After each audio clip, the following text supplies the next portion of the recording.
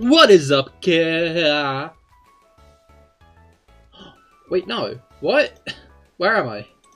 Oh, there I am. What is up, Cahir Club? And welcome back to the CahirLIVE live stream. How goes it? I hope everybody has had a great start to their week this week. It is Monday. Boo and whatnot. But yeah, hello Aimwise and hello Brugger. Today is a special stream, of course. As I'm sure many are aware, this is the last stream I will be doing before the Pokemon Scarlet and Violet DLC release. Assumably, unless for some reason I'm forced at gunpoint to stream tomorrow for whatever reason. In which case, there will be one more stream before the Scarlet Violet DLC releases. But I just made that situation up. Don't think it's going to happen. But yeah, so today we're going to be doing some shiny hunting. We'll be continuing our shiny hunt for the Triple Segment Dudunsparce. I think we'll do a couple of laps of that. And there are a couple, maybe one or two shinies I want to pick up along the way. Nab a couple of cool dudes to maybe use in the DLC. Which I'm hoping is like at Area 0 level. It's a shame because in the main games there's only really one, what's it called? Paradox Pokemon you can actually use, which is a shame, I think. Like in the main story, of course, you only get like a little split-second moment at the very end to actually use Paradox Pokemon. And even then, it's not all of them; it's just a couple. So, what's it called? I hope we get the opportunity to use them more, and they're not like going to be over-leveled in comparison to the opponents. But from what I remember, Sword and Shield's DLC was generally scaled towards, what was it called?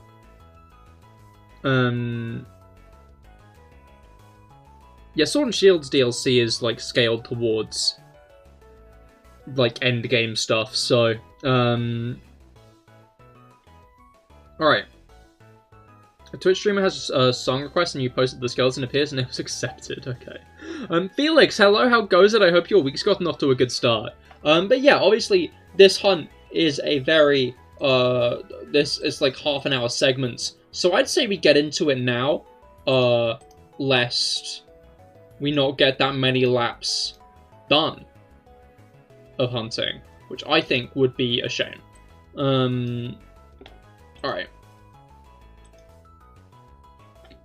I was worried that I wouldn't have many notes for today. Should have maybe prepared a bit more. But oh well. I guess I can just use the basic. Are you guys excited for the DLC? Are you guys looking forward to it? Or do you think you're going to pass on it? At least for now. Because I know with Sword and Shield, a pretty general opinion I saw around was a lot of people weren't interested in the Sword and Shield DLC. Because, Sword and Shield, they didn't really like it, you know? So, obviously while I loved Scarlet and Violet, I'm aware not everybody was big fans, and I wouldn't be surprised if some people... Wow, that didn't work. Did I save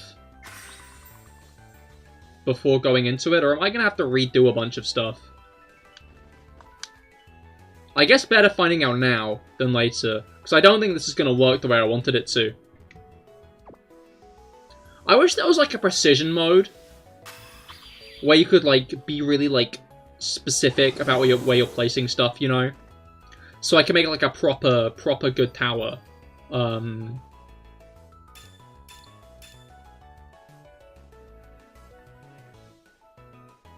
Never mind! Sparkling, Title, and Encounter Power, all level 3. So that's a functional sandwich. Now we have to do is hope that I saved, up here? Oh, I did, I remember, actually. I remember pressing A. You keep forgetting about it? To be fair, I thought it was at the weekend it was releasing, not on Wednesday. It took, like... I saw someone posting, oh yeah, it's coming out on the 13th, that's exciting. And I was like, wait, the 13th? I was so sure it was like going to be on a Friday or a Saturday, but nope, just halfway through the week. Which is kind of a bizarre release date, honestly. Like, I don't know, I get the feeling that at least this phase of the DLC was a bit delayed. Because I remember the Sword and Shield one came out during the summer. So I wonder if this stretch of DLC ended up being a bit delayed to like actually give it some more polish that the game didn't get. Just because it's such a strange time to release, like, because most places have just started school again, you know? It's also based on a summer festival, I'm pretty sure. Which I'd say is the biggest, like, evidence that, the DLC might have been delayed. Is that, the whole thing is actively based on a more summer-themed festival. But yeah, I'd say, like, one of the other big things is it's weird they'd release it just after school's return. Because here in the UK, schools returned last week, more or less. That's when a bunch of schools started. And, like, whether you guys like it or not, Pokemon's main audience is still children. So you had to go for a bit? No worries, Aimwise. I hope your week's gotten off to a good start. Yeah, I was just talking about the DLC for S and V. But yeah, I wonder if there are any more Pokemon in the DLC that I have not been spoiled on. Other than, Poltergeist... Toffee Applin, I don't know what its actual name is. But you know the guy. And, oh... There are actually quite a few new Pokemon in the DLC now I think about it. There's that new, seemingly legendary trio. And you have to go again. Understandable, have fun BRBing. Or going in general. But yeah,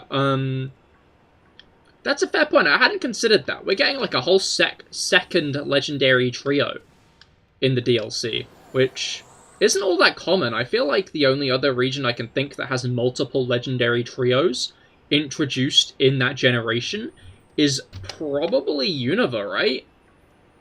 Because Unova had the Swords of Justice, which are technically the first Quadrio if you count Keldeo.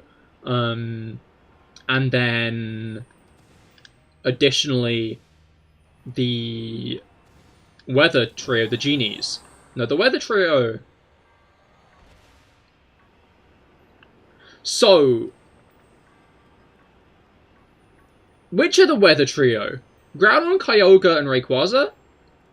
Or Tornadus, Thundurus, Landorus, and Enamorus? Which is funny because that's another legendary Quadrio. Now both of Unova's, like, main trios of sub-legendaries are a quartet instead of a quintet. Not quintet. Triplet. Yeah. Kyogre, Groudon, and Rayquaza. That's fair. I'm pretty sure the Pokemon Company recently referred to them as Super Ancient instead of anything like Weather. So I wonder if that might be an official name. But, I don't know, like, both groups kind of fit well into the Weather Trio. Genius of the Forces of Nature. That's true, that's true. How are there only 2 Pokemon with Poison Heal? I mean, it is a pretty solid ability, to be fair.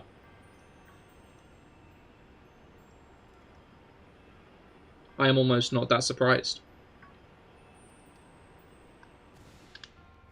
I'd rather some abilities be rare anyways. It's kind of a shame when, like, just a bunch of Pokemon get, like, a specific ability.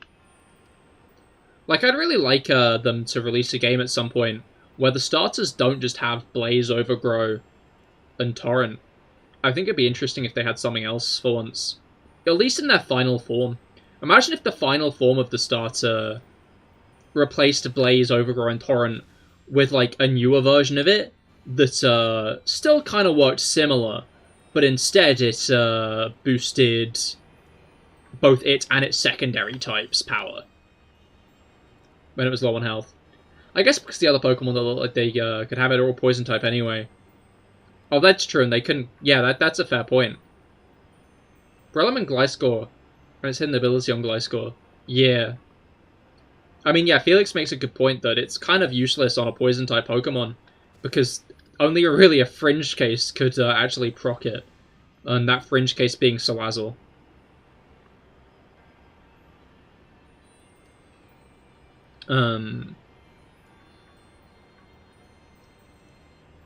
Which would be interesting to force you to get that, like, specific. Or maybe it could have, like, a move that poisons itself. That would be interesting. Like a specific move that leaves the user poisoned even if they're a poison type. I guess terrestrialization could also kind of factor into that. But the issue is I'm sure terrestrialization isn't going to be around in Gen 10.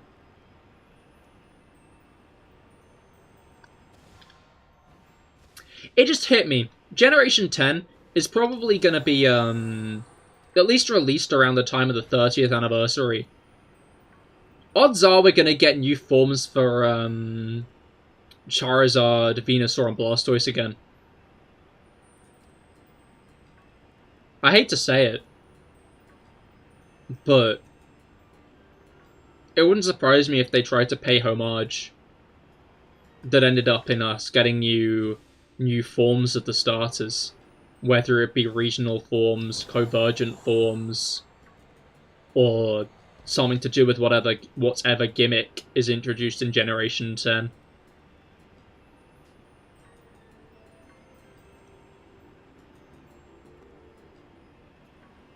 Maybe they give the real star of Gen 1 of maybe they give it to the real star of Gen 1 instead, Staryu, of course, maybe. Maybe they will give Staryu a new thing, Felix, of course. You keep telling yourself that, buddy.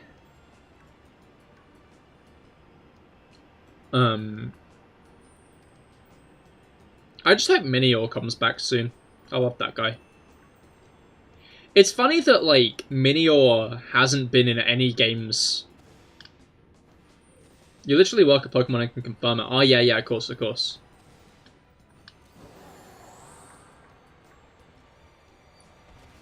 One day Felix is going to reveal that he does indeed actually work a Pokemon. And he's going to confirm it through a Staryu form.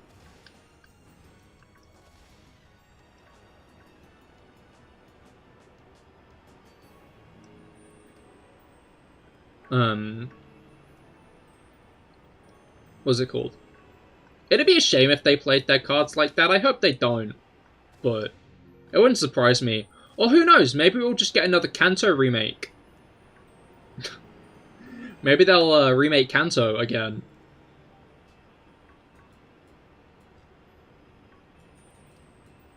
Like, third time's the charm, right? Although I guess, like, a Legends game set in Kanto would kind of be an interesting 20th anniversary game. 20th? 30th anniversary game.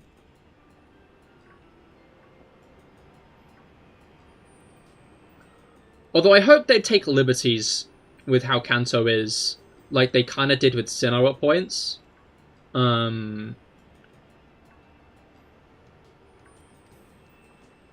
Just because Kanto's a boring region, like, geographically. Like, we got grasslands and forest at the start of the game. There's, like, a bit of a rocky area at the north. But that rocky area is mostly linked by grasslands. You start heading south, and you get more grasslands. And then when you finally get to, like, the bottom of the region, you find some grasslands. Oh, sorry. And a massive water route. But other than that, it's mostly grassland.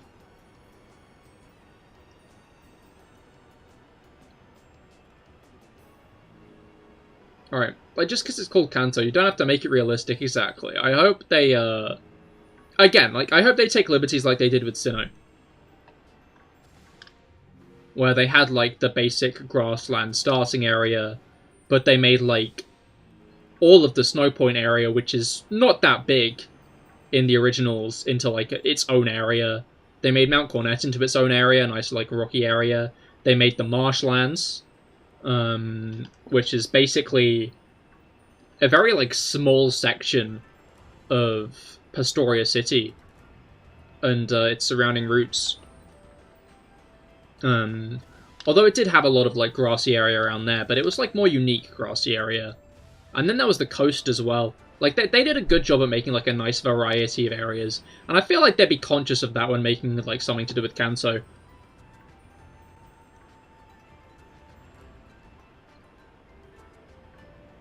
Although I wonder how they'd, like, split it up.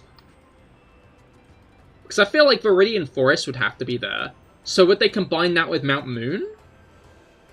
And then Cerulean Cape, I feel, is, like, a bit too iconic to, like, actually ditch. So they'd need that there. And then that could connect to, like, Rocky Tunnel, I guess? Would that be a bit too far, and maybe Rocky Tunnel would connect to where Lavender Town is? Maybe Lavender Town being, like, a, smaller settlement in the area.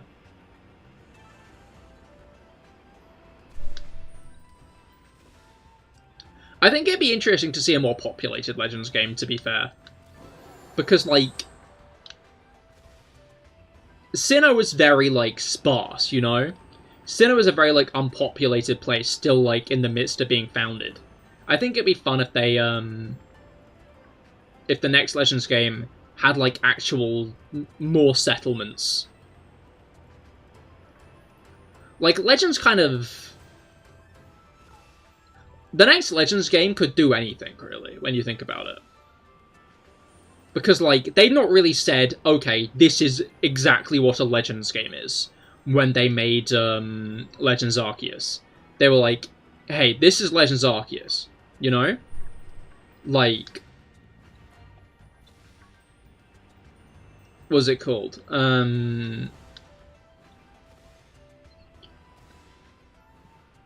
Brain. Like, they could go for, like, an entirely different tone, battle system, way of catching Pokemon and stuff in whatever they make next. And there's nothing really saying that they can't do that, which I think is interesting. Like, I hope they realize that the Legends series could feasibly be, like, a more out there conceptually series. Where they, like, continuously do, like, new and interesting things with it. Because there's, like, no reason that they couldn't do that. But I guess we'll find out if they make another Legends game, which I feel like they will. Like, Legends did really well for being released in January with the new generation. Like, Legends was, like, bookended by, the... What was it called? Bookended by the DP remakes on one end, and then Scarlet Violet on the other. Like, as much as Brilliant Diamond Shining Pearl or Brilliant Diamond Shining Pearl, they still sold pretty well. I'm pretty sure they sold better than Let's Go, which were the best-selling remakes at the time. So Legends doing as well as it did is impressive. I'm pretty sure it did better than Black and White 2, which... Yeah, no, I still don't buy the idea that we'll get a Black and White 3, I'm gonna be honest. Like, I feel like they've not tried to do another sequel for a reason, and I feel like that reason is Black and White 2 sales figures. Because as much as, like, they did well comparatively to, like, the fact they still sold well over 1 million, I'm pretty sure they sold 8 million or so, if I'm not mistaken. I might be incorrect on that. Feel free to fact check me on that one. But I'm pretty sure they sold about 8 million, which makes them some of the worst selling, I think the worst selling Pokemon games. And, like, I feel like that kind of would put Game Freak off making a Black and White 3 specifically. I'd be interested to see if we get a Black and White remake, what they'll do with Black and White 2 content. Because while remaking Diamond and Pearl into, more or less like, spitting images of the original games. I'd say it wasn't as big of a crime just because, although Platinum introduced a lot of cool stuff, it was fundamentally a third version. But Black and White 2 are a whole lot of sequels. With, like, loads of new content, loads of new towns, loads of new characters and stuff. Like, I feel like they can't be as easily ignored as Platinum.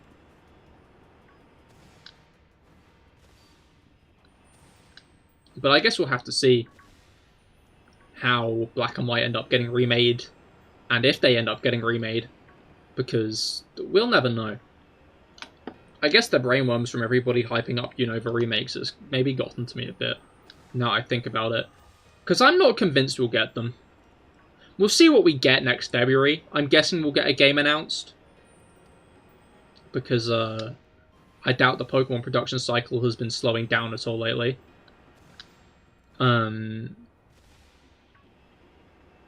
But I feel that, I feel like we're going back to Johto first. I don't know in what context we'll go back to Johto in, but I bet we'll go back to Johto before Unova. Just because that's exactly what they did last time with, Let's Go.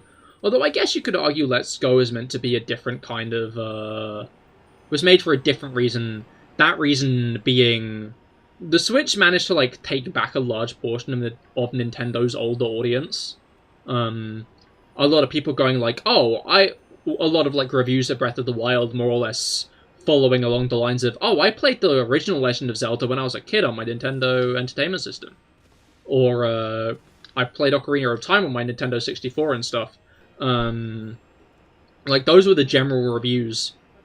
Well, not general reviews. There were a lot of reviews that kind of echoed like that with Breath of the Wild and stuff.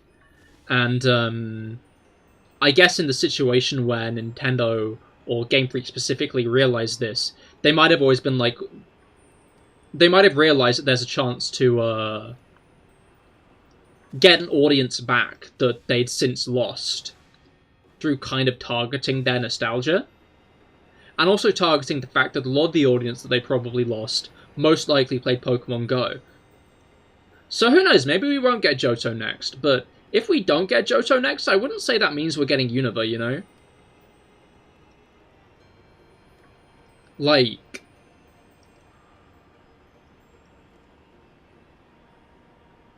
Unova's cool, and I do want to revisit it, to be clear.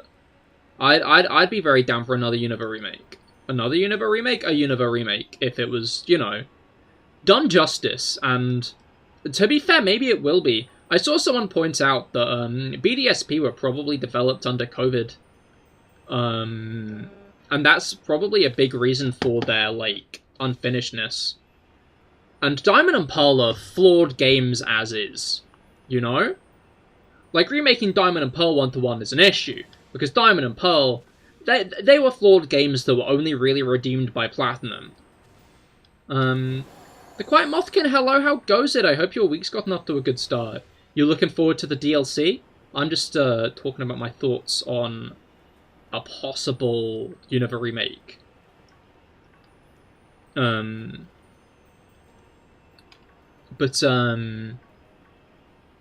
Yeah, no, I feel like Unova, as a region, would fare a lot better to, like, a 1-to-1 translation, than Diamond and Pearl were. Just because, I don't know, when I think of, like, Unova's pacing and shit, Unova's got good pacing. Unova's, like, a well-made region. Sinnoh's a well-made region, but I feel like Platinum is when it comes into its own, not Diamond and Pearl. Not going to be able to get it still hyped, though. That's understandable. Hopefully you can pick it up at some point, or if you're interested in it, that is.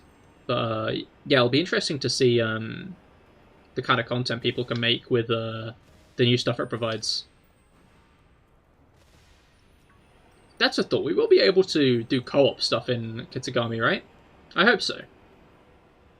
I don't see why we wouldn't be able to. I think it'd be weird for them to make a new area and not have it co-op. Oh, that's a thought. I wonder if you can you'll be able to,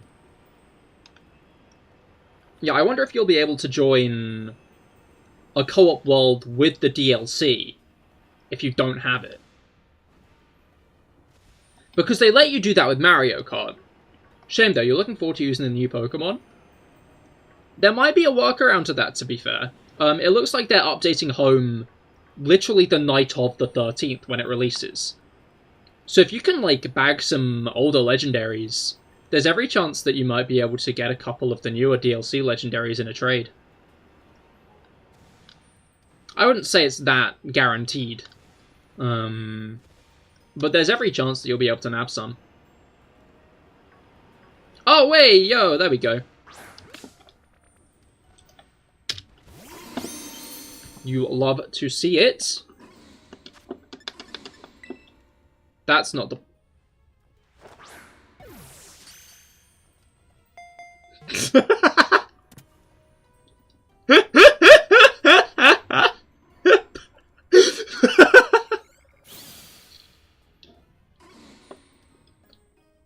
Sure, why not? Imagine if that's the triple segment. Imagine if I just caught the triple segment in a Master Ball. Honestly, I wouldn't be mad.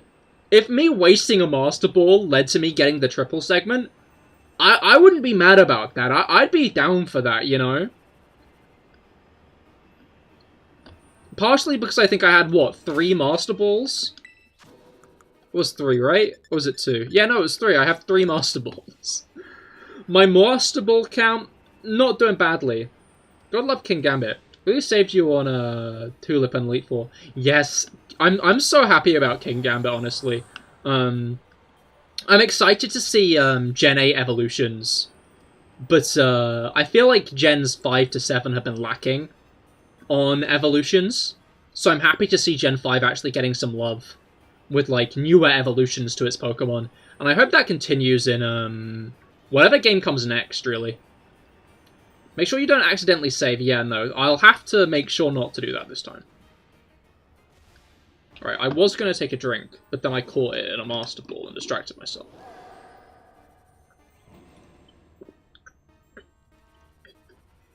But yeah, Kingambit's probably one of my favourite new Pokemon. I didn't really care that much for Bisharp. I always thought it was cool, but I was never really that invested in it. But Kingambit invested me, specifically because it's, like, one of the most recent straight-up evolutions. Like, we've gotten, like, alternate forms. We've gotten branching evolutions, like, Runegregus. But Kingambit's our first straight-up, this Pokemon that you knew now has another evolution. I think it's fun that they're, like, going to Gen 8 for new evolutions, though, for the DLC. It looks like they might even be doing a couple Legends Pokemon, maybe. Which I think is pretty hype, honestly. I just hope that, whatever comes next, we start getting more... Honestly, specifically Gen 7 evolutions. I don't even care if they skip the rest of Gen 5 and Gen 6. I want more Gen 7. I will always be a Gen 7 fan, so I want more Gen 7 stuff. Like, we could get, like, a... I guess we could get a Drampar evolution. That would be an interesting one. Your favorite of the new Pokemon would have to be Garganacl. It's just awesome. Yes, Garganacl's really cool as well. Honestly, the thing that sells me on it the most is its pun, is the pun of its name. Like, when I realized it, when I realized what Mackley's name meant, like, I just think it's so fun. It's also fun to see, what's it called?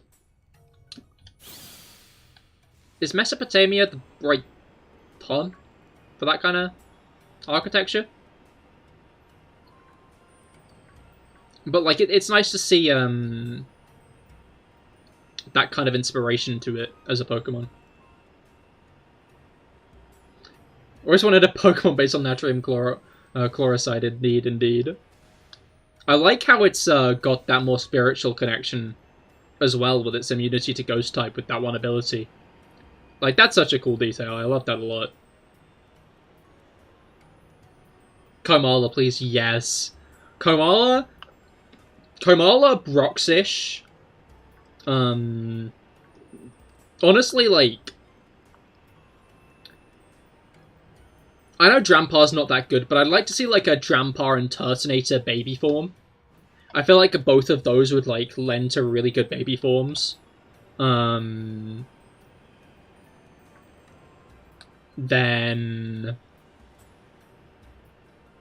I feel like Ribombee deserves another evolution. Male Salazzle, maybe? Perhaps.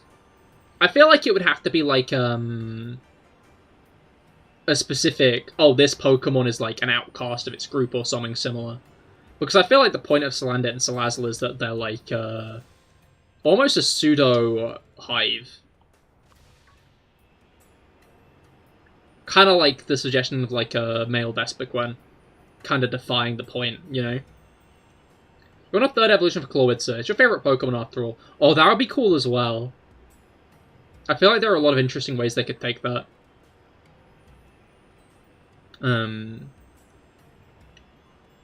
I guess we'd probably end up getting one for Dragolgi? You know the one. Because they're, like, very intrinsically linked. I feel like they've not appeared alone in a game yet. I feel like they've always been version exclusives so far. Dragolgi looks too fully evolved for you. Yeah, that's fair. Honestly, Drampar's kind of the same for me. I couldn't, like, really imagine a way of it evolving that isn't just a step too far. Which is why I'm suggesting more of a baby form than an evolution. I feel like Beware could be another cool Pokemon to get a straight-up evolution. Like, it's very much meant to be the end of its form. But I feel like, imagine if, like, there was another one.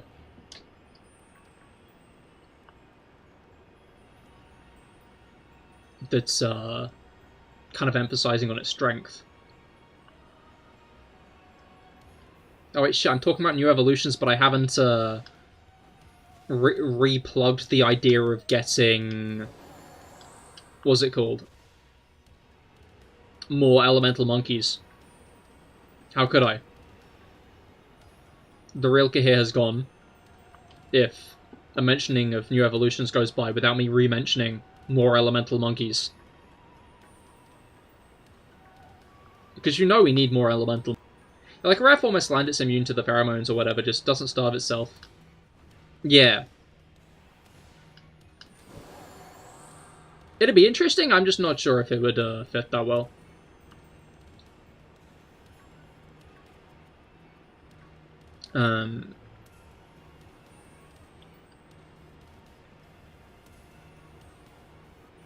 And then it'd be interesting if we got some evolutions to, like, the Alolan forms as well. Sudowoodo, Cacturne, Alcremie, and Comfey also. I mean, Sudowoodo's already got Bonsly, but I could see it evolving again, to be fair. Oh, actually, yeah, no, what's it called? Magmortar and Electivire came off of a Pokemon that already had a baby form. Comfey! I'm not sure how it would evolve, honestly. And just the idea it's meant to be a lay. Like, it makes sense for an Alolan Pokemon. I'd be interested to see how they'd go off of that. Sudowoodo has such potential for an evolution. That's true. I feel like there are definitely a lot of cool ways they could take it.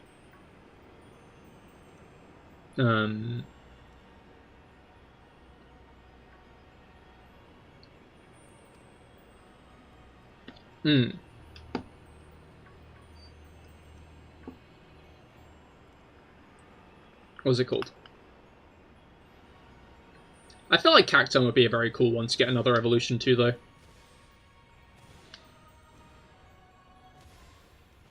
Although, why evolve Cacturne when they can just... Game? Why evolve Cacturne when they can just... what's it called? Make it evolve into Maractus, am I right? That's another Gen 5 Pokemon that needs an evolution, to be fair. I'm not even going to say should have, it needs one, let's face it. You want alternate Evos for Spritzee and Swirlix, But if they're too good, then I fear for Aromatisse and its 4 fans. I feel like 4's a very generous number. I'd like more stuff to do with Swirlix. Why? I was like, oh my god, is that a shiny? And then I remembered it's not a shiny. I swear it gets me every time. Gotta go now? Fair enough. Thanks for stopping by. I hope you have a great rest of your day. Alright. Let's get this lad evolved. See what we get. Triple segment or double segment. And then I'll make sure to save after, so I waste my Master Ball. Because of course that's the, like, best series of events, you know? Alright. Honestly, I kind of wish it was the triple segment, just because that would have been the funniest series of events, you know? I feel like there couldn't have been, like, a better way of that happening than me accidentally capturing it in a Master Ball. No, yeah, this is the one. I confused myself there by hovering over the wrong one. No, I did save. This is like the seventh time I've questioned whether or not I've saved. What other Gen 7 Pokemon would I like to see get an evolution? I'm gonna look up Pokemon Gen 7 just so I can riff off of Pokemon that I'd like to see evolve. Pokemon Gen 7 Pokemon.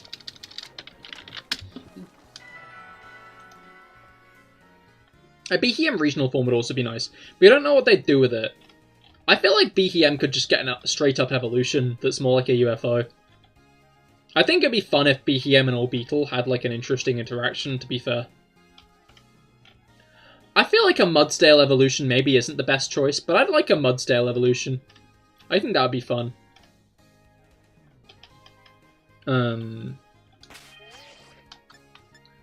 I feel like Palossand is another Pokemon that could get a cool evolution as well.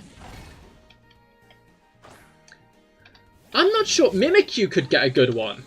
Mudsdale's so giant, though, in-game. Yeah, and that could be, like, why it could be another cool evolution, you know? I feel like Mimikyu would be an interesting one to get an evolution. Because, like, would it be accepting itself? Would it be kind of going berserk mode?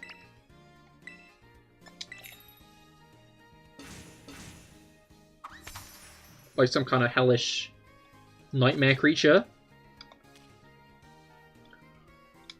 Or is it fine just small?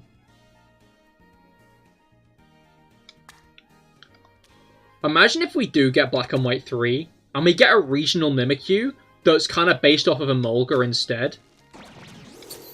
Because, what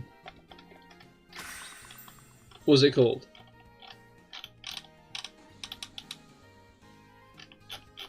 You know.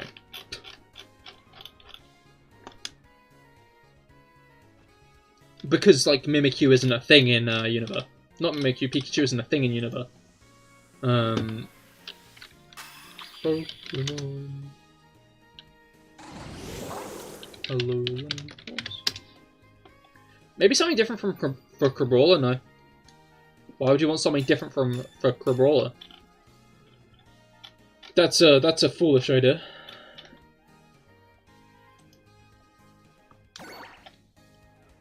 How dare you blaspheme?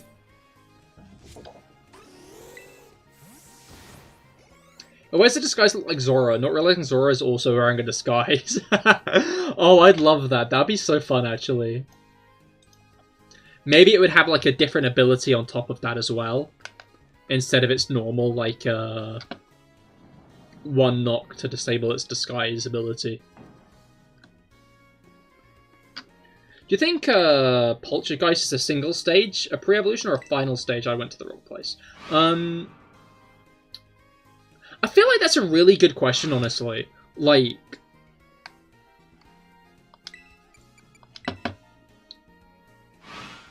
I think it's a single stage. I think it's a single stage because it looks like Sinistea, but is named after Poltergeist.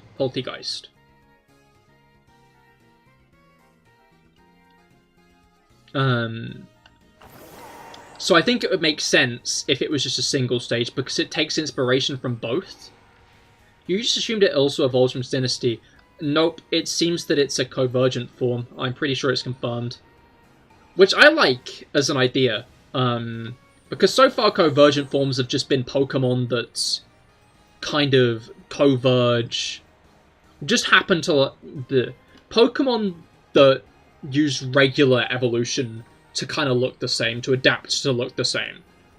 But Poltergeist being like a spirit possessing an object in a similar fashion, like, that's a cool idea, you know? Like, that's a really cool, like, spin on the whole, oh, these Pokemon, like, Darwinianly evolved to look similar. Oh, this ghost possessed a similar object, but in a different way, making it a different thing. Like, that's a dope idea.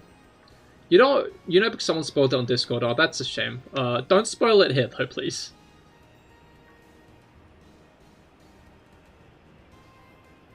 I'm sure the people here, more than just me, would rather be surprised. You won't. Okay, cool, hell yeah.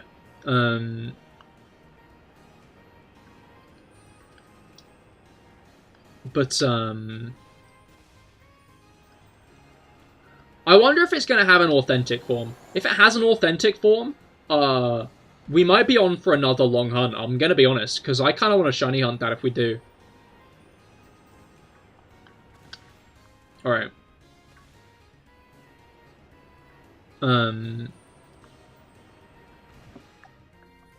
Alright. Let's... Oh, Dad's back in his beats, fair enough.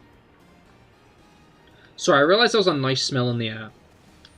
And I realised it's probably because Dad's back and having dinner. Wait, what are Convergent forms? Even there are except... What Convergent forms even are there except Toadskull and Wiglet? Poltergeist?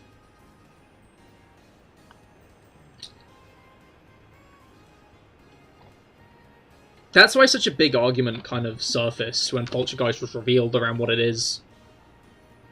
And people started trying to make, like, a bunch of different categories for, like, what Pokemon was what and stuff. We don't even have an official name for the phenomenon. Like, regional variants, regional forms, I'm pretty sure one of those is, like, the official term for it. We don't have an official term for Pokemon that evolved to look similar to other Pokemon.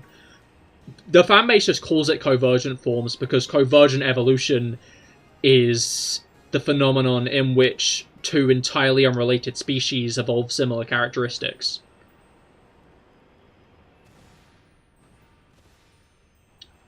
So feasibly, the sky's the limit with what a Convergent form could be. Where's the carcinization Pokemon? Pikachu.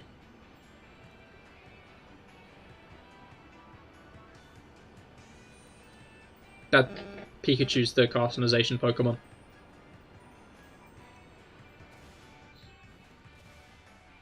Even a water type has evolved to look similar to Pikachu.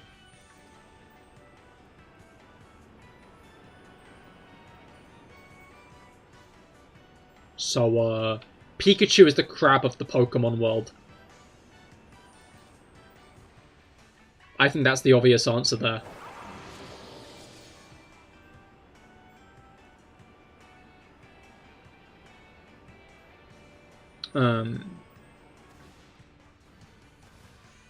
What water type? Marill. It's not exact, but everyone always calls it Pika Blue, so I'm just lumping it in there, you know?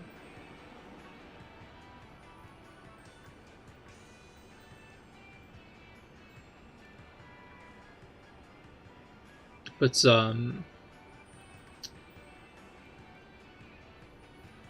yeah, I think Pikachu is the carcinization of the Pokemon world.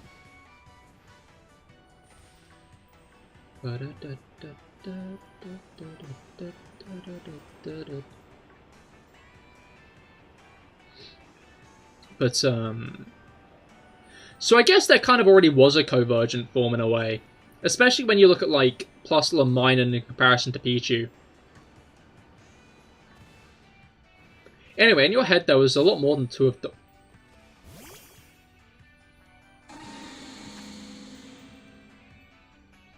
Why are you in the rock?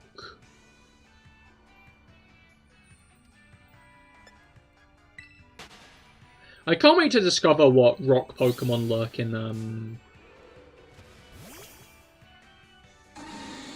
Okay. Can you go away, please?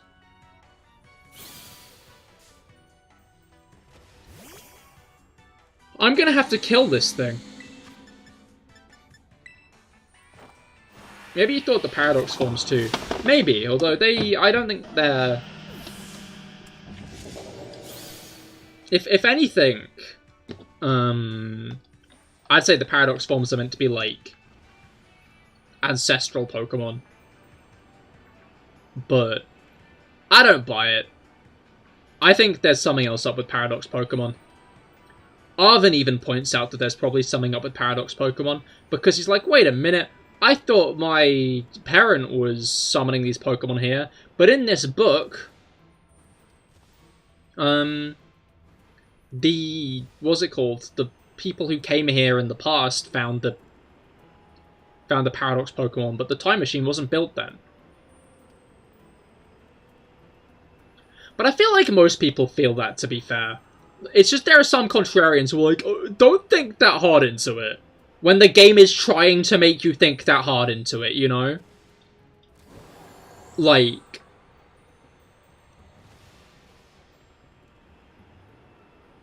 the whole English teacher overthinking literary analysis thing has actively rotted so many people's brains when it came to actual literary analysis. I think Professor Churro was just making silly robots for fun and they turn against him. Yeah, no, that's definitely it, actually. Sada, she was actually time traveling. Churro, he was just making robots. But he was uncreative, subtly gestures towards Iron Jugulis. Hey, leave my boy alone. He is a robot, and we love that for him.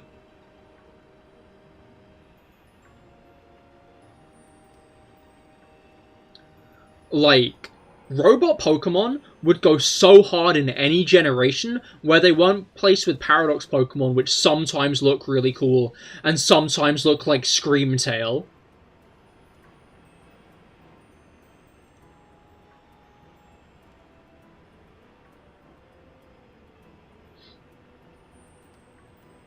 Like, robot Pokemon is such a cool idea, and I really love the robot Pokemon. But people are always like, oh, Violet got such the short end of the stick. Like, no the fuck it didn't! They're robots! That's cool as hell! You're just boring.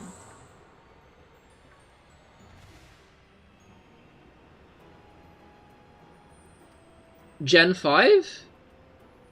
What? You don't get half the Scarlet ones. But your taste in Pokemon is weird. No, I think Mainshao's a pretty cool Pokemon in general. I think your taste in Pokemon is I wouldn't even say it's that much on the niche side. The show? As in PokeStar Studios Mecha Tyranitar or something else?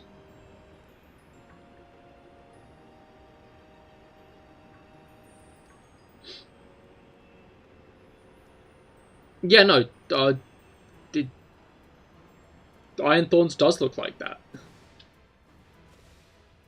Wait, what's the point you're making?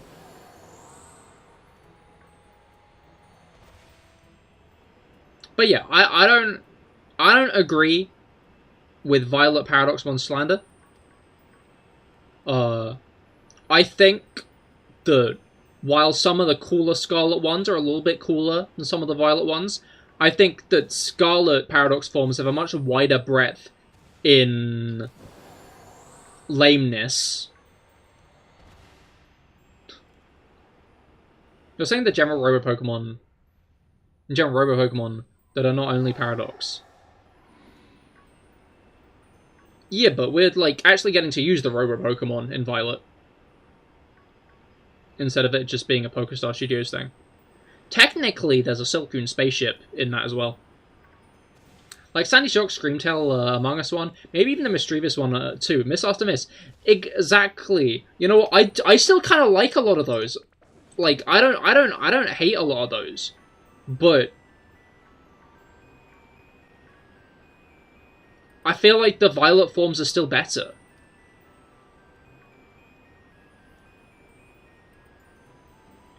I feel like the Violet forms are still, like, firmly wedged in the middle, where, like, some of the cooler Violet Paradox mons, I'd say, kind of get up there with some of the cooler Scarlet ones, like Roaring Moon and Slitherwing? Yeah, Slitherwing. Like, okay, Slitherwing solos, but the average is high for Violet. Exactly. Like, the biggest complaint about Violet Paradox mons is, oh, they just, like, look like robot versions of the originals. But the original designs still kind of go hard, which means stuff like Iron Jugulus, they still look really cool. Even if they're not really that much of a reimagining as much as, like, just a more general robotic version of the Pokemon. Like, that still kicks ass.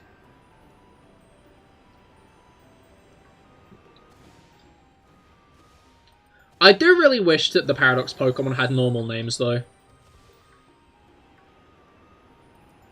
Like, Ultra Beasts had the, code name and... what was it called? Had the code name and actual Pokemon name. I don't really get why they couldn't do it for the Paradox mons as well.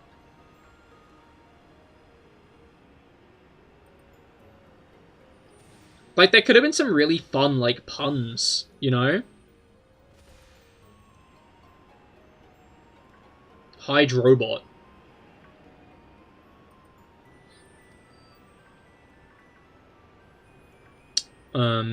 Harry Armor!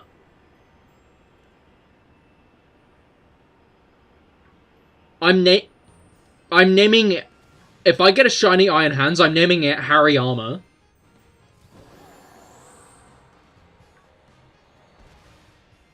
That... imagine if they called it Harry Armor. That would have been so cool.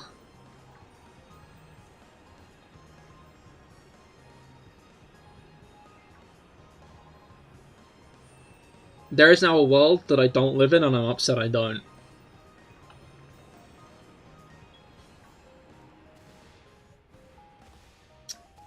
I feel like there are probably some that maybe it is not as easy to make, like, a pun out of, but... Harry Armor?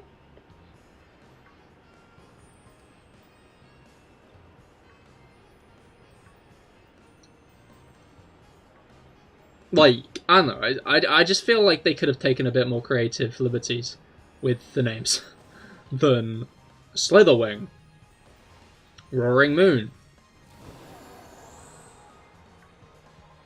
Iron Thorns.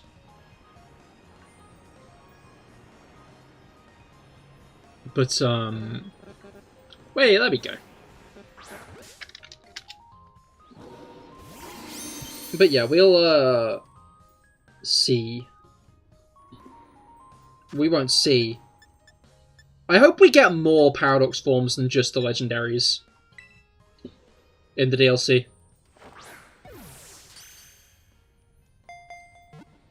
Because right now it looks like we'll be getting,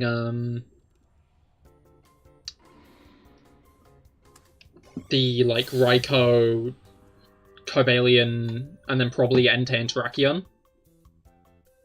But, that looks like it might be about it for, what's it called?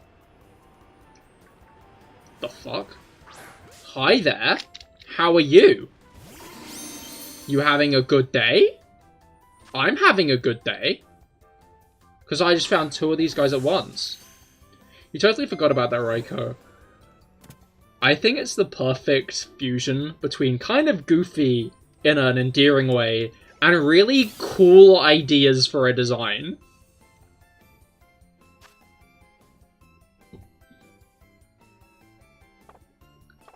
Like... the idea that its body is a thunderbolt is so fucking cool, and everyone's missing that because they're too busy going, oh, long neck, guy's got a long neck. Like, yes, his neck is long, because it's a thunderbolt. His neck is a thunderbolt. His neck is lightning.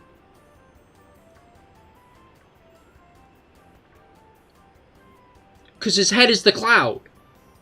And that's cool as shit. So, like, while the design is a little bit goofy, I will give it that. The design's a little bit goofy. I think it's just a nice fusion of, like, a goofy design, which I'm a general fan of some goofy designs, you know? I feel like goofy designs can work, and I feel like that one does work, along with the fact that there's just really cool ideation behind it as well.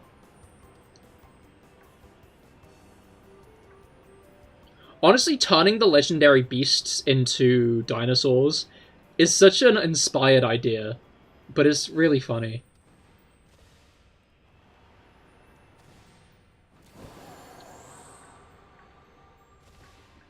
Like, I guess the issue is much like Ultra Beasts, they don't really have much of a reason to return. Like, we're lucky Ultra Beasts returned in Sword and Shield, probably exclusively because they knew that the 3DS system was going to shut down and Bank would eventually become unobtainable, and they wanted to make sure that every legendary could be caught in the Switch.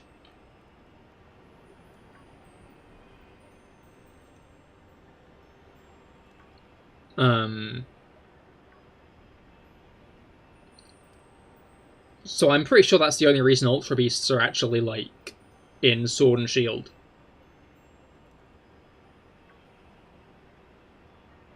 To be fair, like, I'd rather them make a more interesting way for it to happen next time, but I wouldn't mind if, we kind of ended up getting, like, one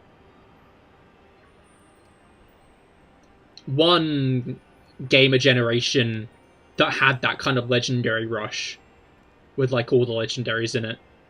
Not generation, I don't mean generation. I mean console generation, to be clear. Step back, console generation.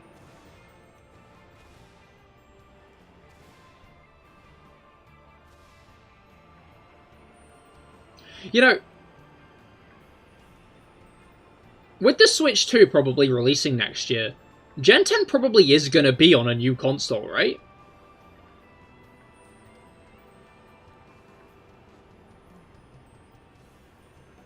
Like, Gen 10's probably going to be on whatever comes after the Switch. I could imagine us getting one last game in Gen 9 on the Switch. No, not on the Switch. On the new console. Kind of like Let's Go. To, like, kind of attract people to the new console by going, oh, Pokemon? Pokemon on new console? Pokemon? Ooh, Pokemon. Because it's Pokemon, and that's obviously a system seller.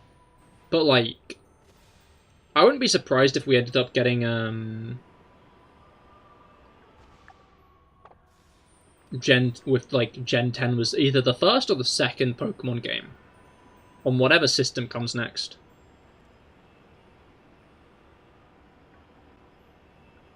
And with Home being an app, I feel like Home's gonna stay for a while, at least.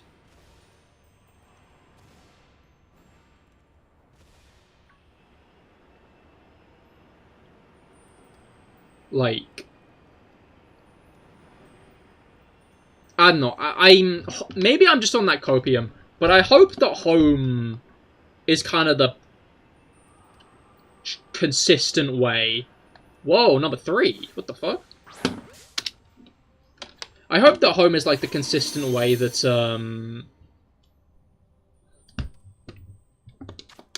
Pokemon are, like, transported from now on, instead of just continuously moving from platform to platform.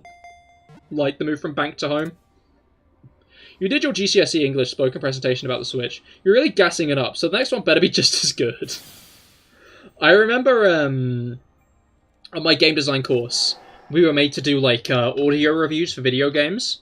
And I did mine on Breath of the Wild, because It was my favorite game of all time at the time. Only replaced by Tears of the Kingdom. But I remember at the end of the year when there was kind of a bit of a rush to get, like, everyone's, what's it called? Assignments in. And I had to redo a couple of, ones for that unit. Because I sucked ass at that unit. I can't remember why, but I did. And the lecturer turned around to me and was like, "Cahir, I didn't really like Breath of the Wild when I first played it, but your review genuinely made me want to play it again." And that's probably, like, the biggest gas up I've ever had. Maybe that's what I should do. I should become one of those review channels with, like, intense lore, you know? But, like, what game should be, like, my antithesis, you know? What game do I need to, like, roast for the first 50 reviews before on, like, the 50th anniversary, like, not the 50th anniversary, but, like, the 50th review, I review that game, and, like, my evil, like, clone comes in and is like, "Cahir, you gotta review the game that you hate, that you base your whole personality around hating now, Cahir." Like, what game would that be? Because I feel like I don't really harbour that much hatred towards any video games.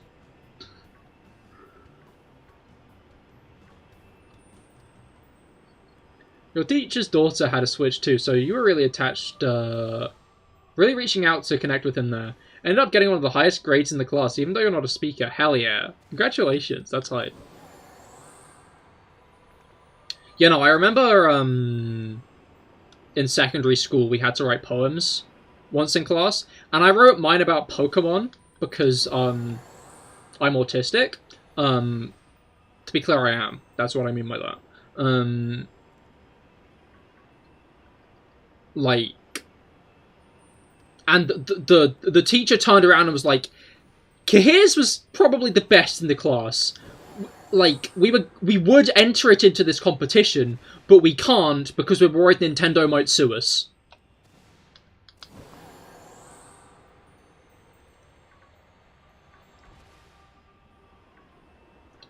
And, like, this was one of the most skeptical teachers I've ever had.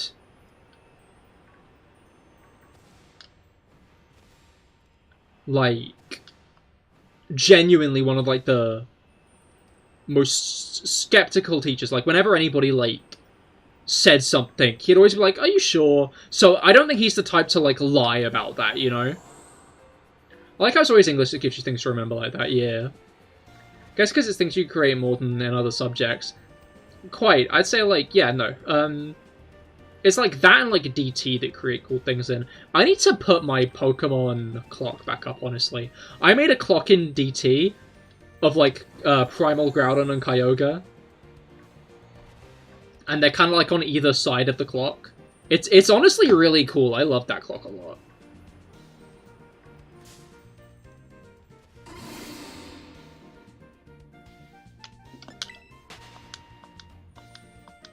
You loved art, one of your best subjects, but you were awful at DT. No, yeah, I was shit at art, I hated art.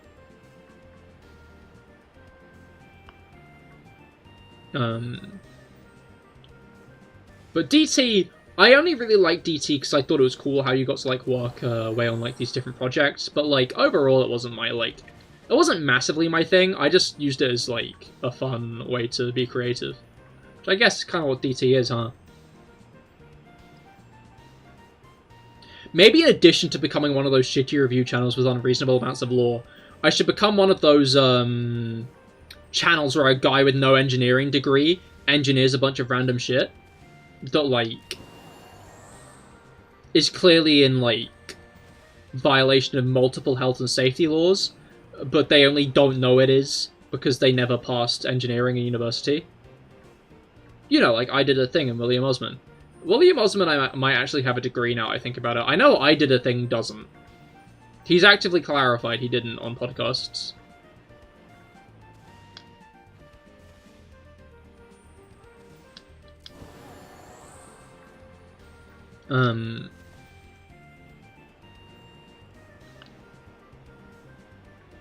But yeah, I think that would be a fun selling point of a channel. irresponsible engineer guy meets video game reviewer with too much lore.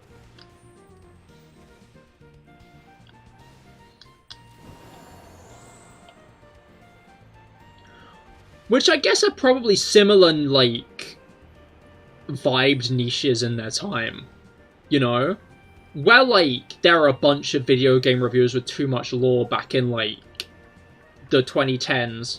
In the 2020s, there are just a bunch of,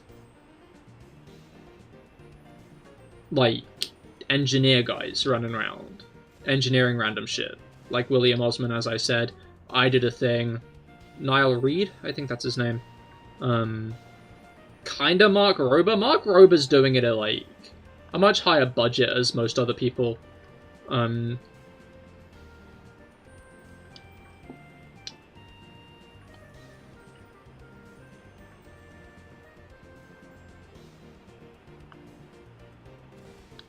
He also torments poor people a lot more.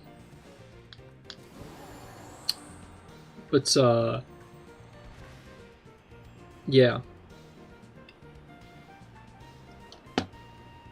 Alright.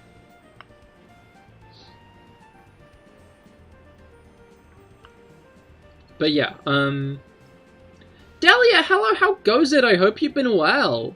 How's the shiny hunt going? Well, we're 73 shiny Dunsparce in.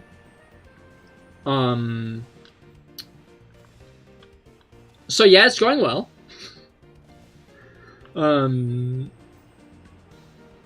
But yeah, this will probably be my last stream before the DLC, which is going to be hype. I might take a break from the Dunsparcing after this round. To get a couple more shinies, honestly. That I'm going to keep this time. Instead of reset over. But we'll get to the end of this one first, which only has 2 minutes left, okay. Was that shiny? No, it wasn't. But yeah,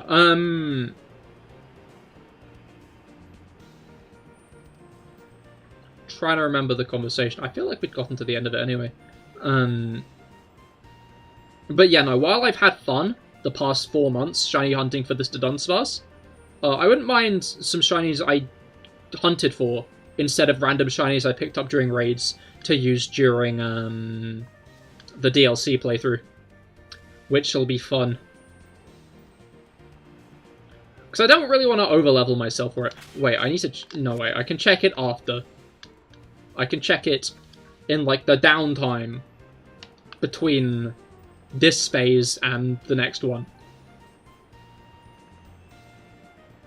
I guess it's nice that Scarlet and Violet kind of segments hunts pretty nicely, you know? It's like, okay, this half an hour is dedicated to the hunt, and then the next half an hour is dedicated to the hunt. Hey Mize, hello! Welcome back. It's always good to struggle a little in new DLC. Exactly! Exactly, that's my thought exactly. Like, I could take a bunch of level 100 shinies into the DLC, or I could not be boring.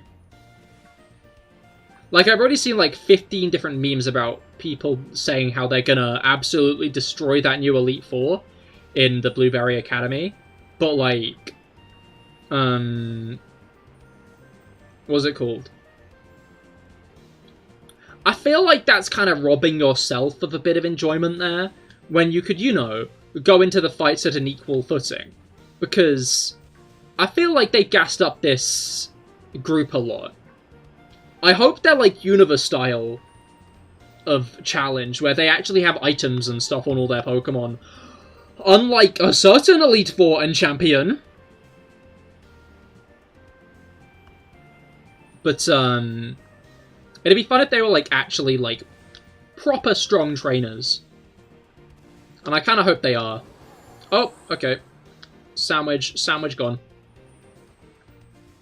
Let's take a bit of a peek around just to make sure we're not missing anything. Okay. Alright.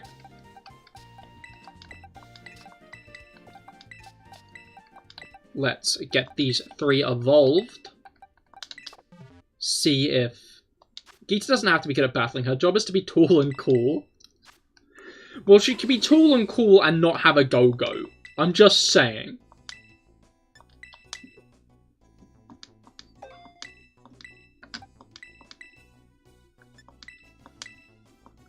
Like, there's nothing getting in her way at that. Like, I feel like Generation 9,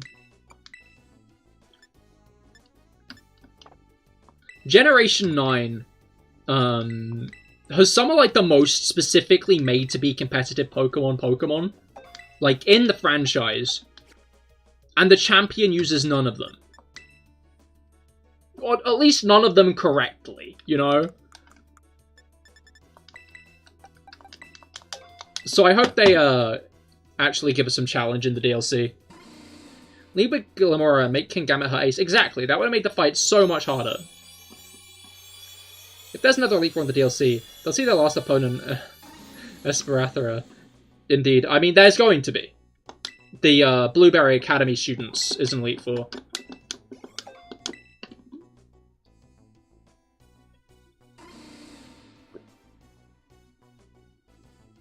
To be fair, I will give Geeta one thing, and that's that she's not really meant to be the final opponent of that route. It's Nemona. And neither of them are meant to be the final, like, hurdle of the game.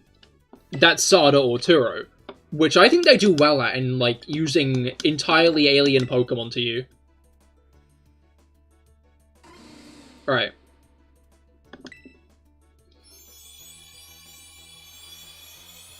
She literally just put her Pokeballs in the wrong order and went with it. Queen.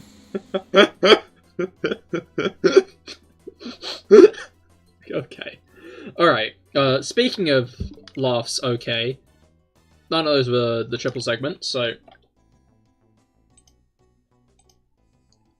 Alright, I just need to do some check-in. Pokemon, Iron Forms.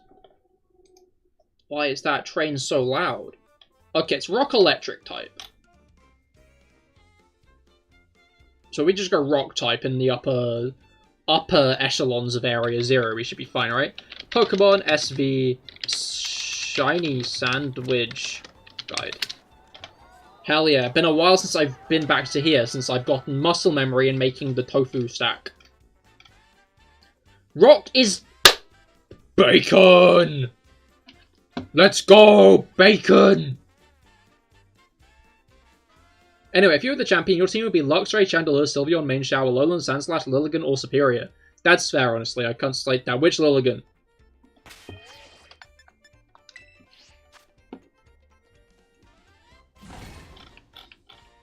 Oh, 07 Lechonk, indeed. Alright, how many herbs do I have left in the sweet and sour variety? Because normal needs salty and sour. And Rock needs salty and sour. Creative mode. Bacon. Salty. Okay, I have 6 and 9, so I should be fine on that front. You know, then you don't like type overlap. That's fair. Cannot slate that. Mine would be Krogunk. Krogunk. Krogunk. Krogunk. Krogunk.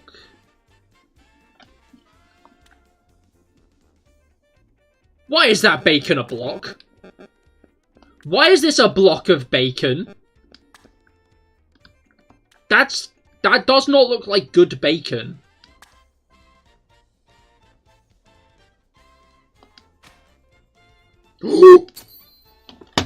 Actually, I love bacon. This bacon is so good, honestly, to be fair. You've seen this bacon? This is great bacon. Look at that. Look at that. Effervescent. It's essentially pork chop. It kind of is. But I got it into a tower, so that's really what matters. Can't wait to see the look on my trainer's face as he ingests this horrid thing.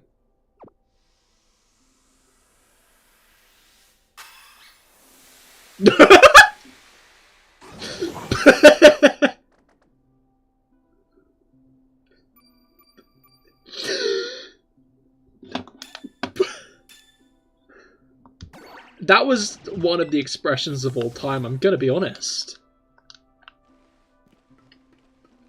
Like, especially with, like, the weird thing going on in the background. I don't even know what was up with that. But, I do not think he liked it.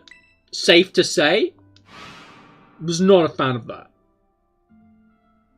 There's so much sodium in there, they're gonna have a stroke. Yeah, I feel like that's not a good thing to feed to your Pokemon. You know?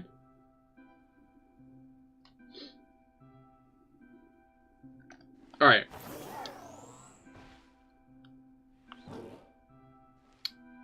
Well, I guess in before Shiny Garganical, you're not rock types. I guess I forgot that it's not, like, exclusive. Do you fucking mind?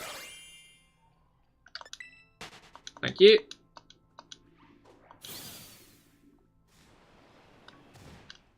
There wasn't Counter Power Rock on that, right? I'm starting to think I didn't get Encounter Power Rock.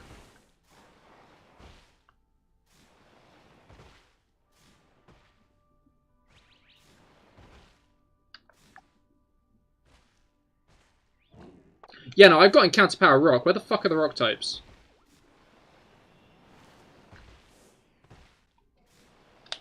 Let's go down a bit.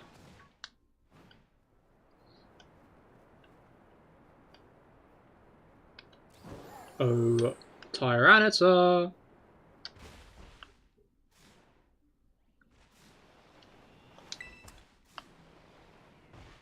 Well, there's nothing up here.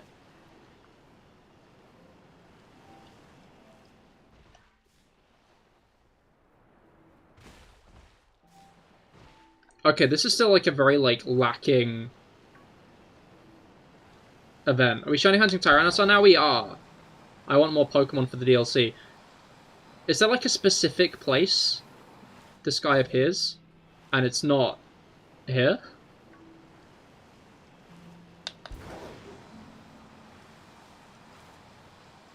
I feel like I remember people hunting for Tyranitar on top of a hill of some kind somewhere. But I've gotten myself lost. Iron Thorns is only near cliffs. Oh, well, that's great, because I think we're at the bottom of Area 0 at the moment. Go away, you. Oh, I just realized I need to bring my counter up.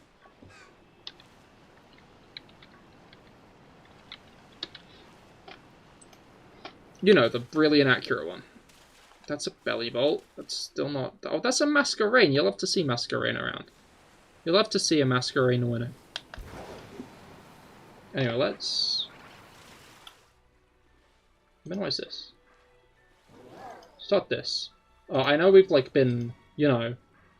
This isn't accurate at this point. But it wasn't going to be accurate anyway. I'm going to be honest, lads. I hate to break it to you. This was never going to be accurate.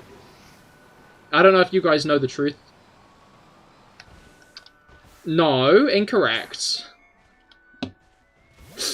Wrong. You're wrong.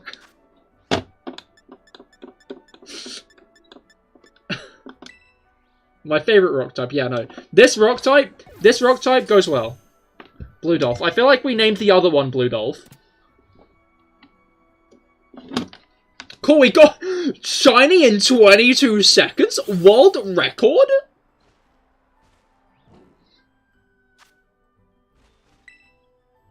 I feel like we could only name this, one thing.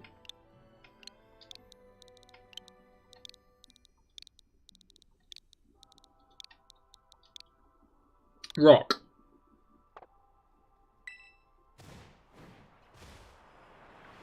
Oh, an item. I don't know why I picked that up. I'm not going to be keeping it. Okay, I'm near cliffs now. Where are the Tyrannosaurs? You're not a Tyrannosaur. I have made such a lapse in my judgment. Am I going to be able to escape from this thing? The issue with Kangambit is it's incredibly slow. Hate to say it. This guy is, not that fast. We love him. But he's not that fast. Aha. I see a cliff. Let's make sure none of these are shiny. Alright. Okay, have you heard of Trick Room? Aim-wise, I've been playing this game most of my life.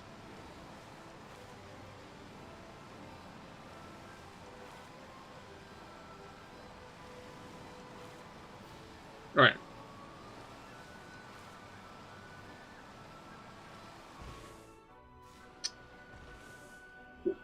Where are the...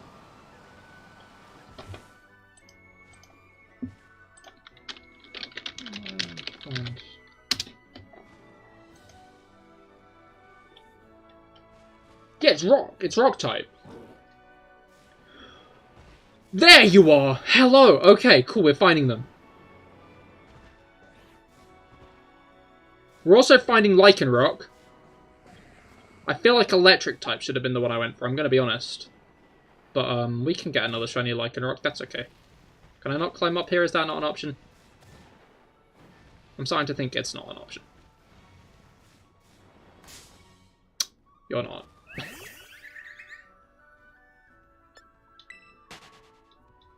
Okay, don't spawn camp me, please. Thank you. Look at this guy. He's just, like, looking over the edge. How majestic. Okay, leave me alone. I'm going up here.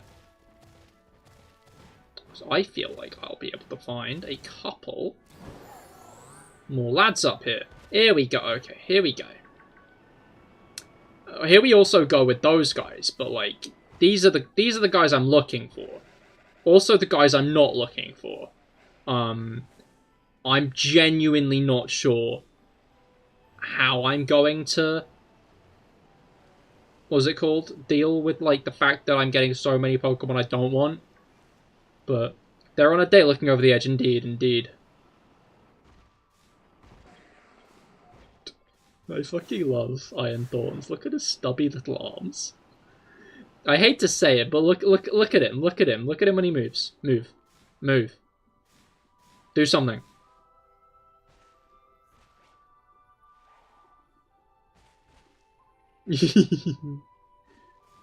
Waddling. Waddling indeed.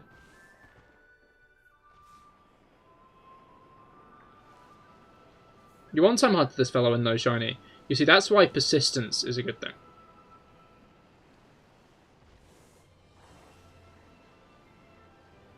Alright, I guess the issue is we'll probably end up finding a lot of, Raichu if we do electric next. But, unless we get, like, another 5 shinies, like, in this run specifically, I'm probably not gonna save.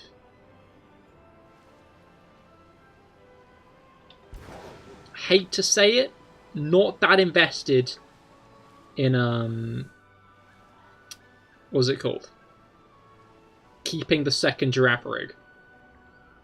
What's the timer for? How long it's gonna be until we get the shiny? Well, not how long it's gonna be. At the end of the timer, at the end of the hunt, I'll pause the timer. That's what I'm trying to say. Yeah, well, Rock was really the worst choice to make.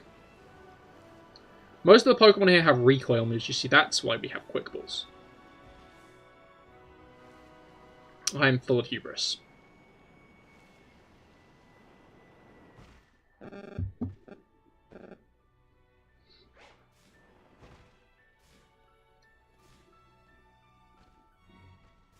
Where are all the bonds? There are like 2 of them. Oh, there we go, there are a few more.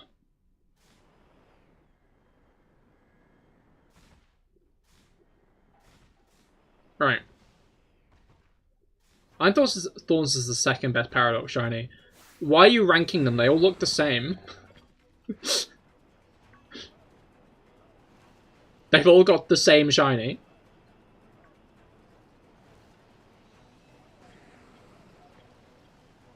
Oh, Paradox.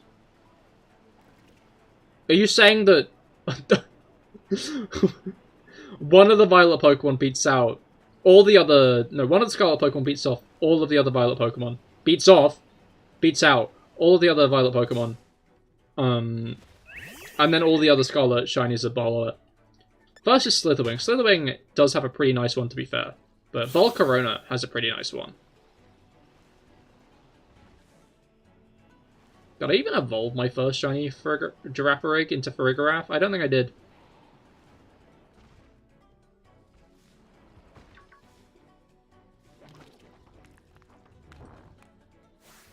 Damn, this guy seems a little bit salty.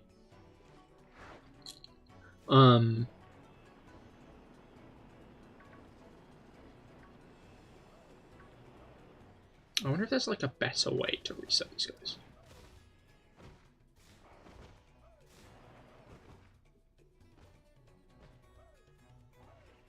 Yeah, I got nothing.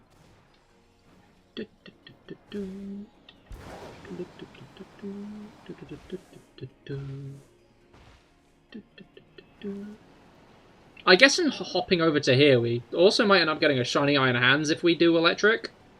But honestly, I wouldn't complain about that. I need a shiny Iron Hands for raids at some point, so...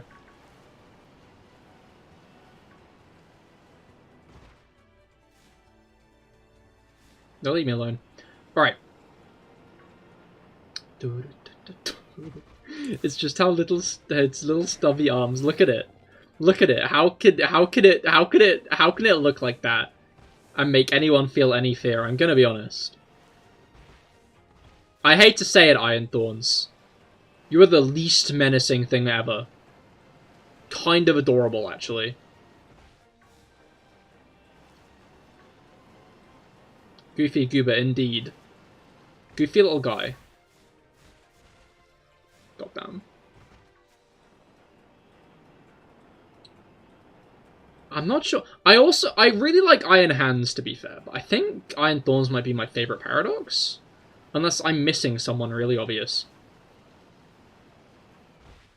Imagine Miraidon walking like that. You see, I'd have to imagine Miraidon walking first. And that is not a thing it's known to do. Don't got legs. Well, it does got legs. But it don't use them legs, do it? In fact, it doesn't have legs when it's in its actual walking form.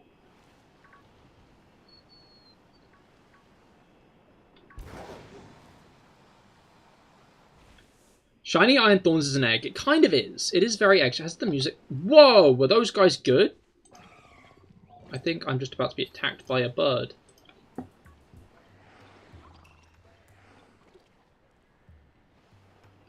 Let's get these guys despawned. Whoop. You know, do you think most of the Corviknight population is down here in Area 0? Because Tinkerton doesn't exist here? Doesn't live here? Because I think so.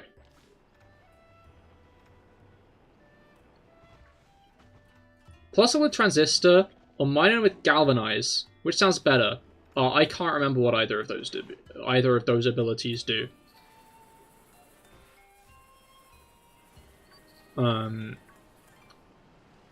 But I'm gonna say Plusle, because you should always stay positive.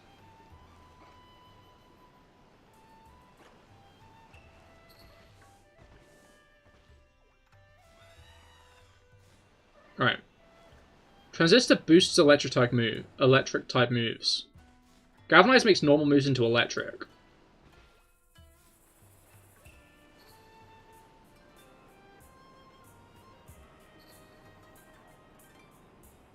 I feel like the question is do they get good normal moves? Because if they get, like, a double edge, then that's worse than Wild Charge, actually, now I think about it. Kakariko Village, thank you, Shazam. But yeah, yeah, it depends on the normal moveset.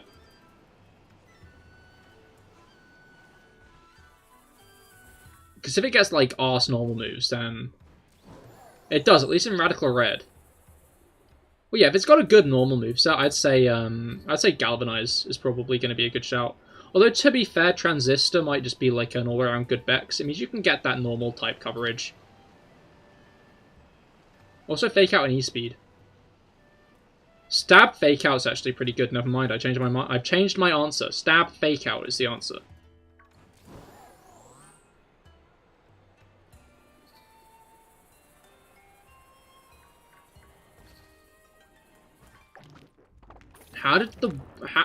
We've gotten one shiny, and it's Girafarig.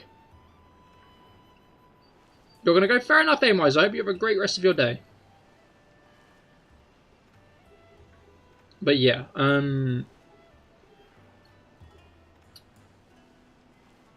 also, I feel like it's worth noting at this point that that stopwatch is slow. I don't know why.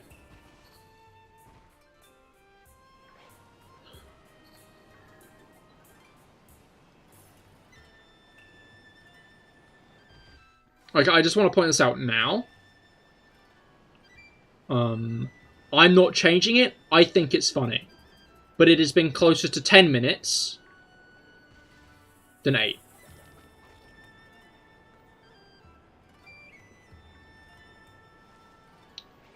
So,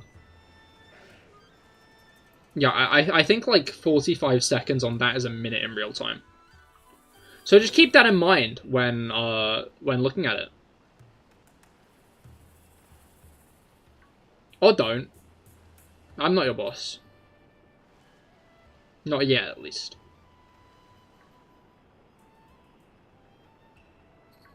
Alright.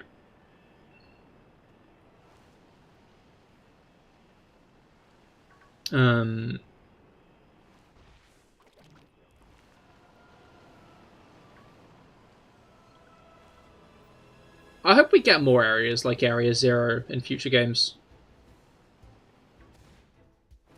Like, I've said it before and I'll say it again. Like, mystical, otherworldly areas, I feel like they should be more common in the Pokemon world, you know? You found another Raid Den shiny Pokemon. What is your luck? Well, what was it? What was the shiny?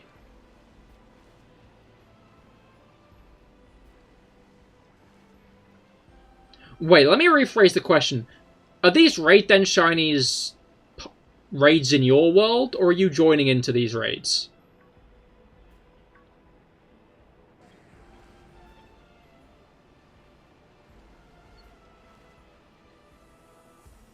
Yeah, welcome to the stream. We're taking a break from Dudunsparce to try and get an Iron Thorns. Random online raids. Ah, okay. I hate to burst your bubble. Don't ask you. Yeah, I was asking Emily. Because she's the one doing it. But yeah, your spacebar is lagging, oh no. But yeah, can I get the train of thought out? Maybe. You'll never jump again. I'm pretty sure there have been ways to manipulate online raids. So, but on the other hand, I don't think anyone would hack a shiny Gulpin. So, like, if you can hack in shiny raid Pokemon, who would do that to Gulpin?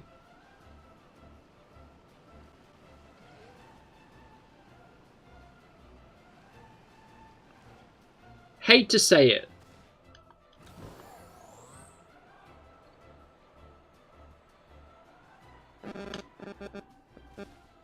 But,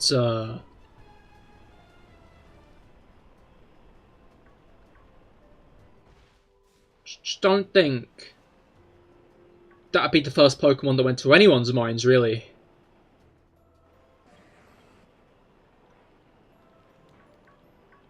How did this not hack? 'Cause it didn't give you any rare items. Oh, okay, maybe it's not then. I guess that's generally the bigger telltale is if you get like 15 herbs. 15 herbs, 17 golden bottle caps. A written check for $6.5 million. Bro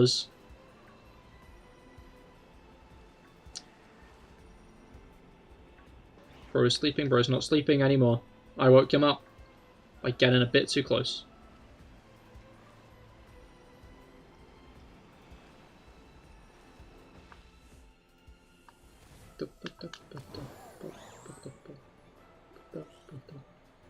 I like that Farigiraf appears down here. In fact, both of the new evolutions appear down here now I think about it. I think I should just... No, actually, I don't want to give my Dunsparce IVs and levels. Yeah, I didn't get those. Oh, that's fair. Maybe a shame, though. A written check for $6.5 million would be pretty nice.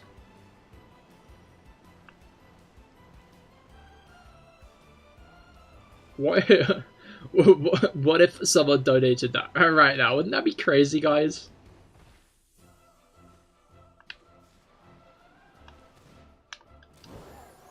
Check your inventory, so you don't think it would be hacked. But otherwise, if it did, you'd be rich, yeah.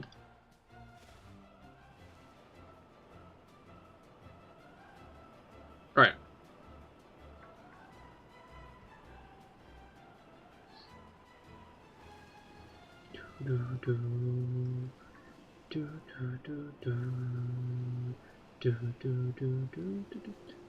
Rob, hello, how goes it? I hope your week's been going well.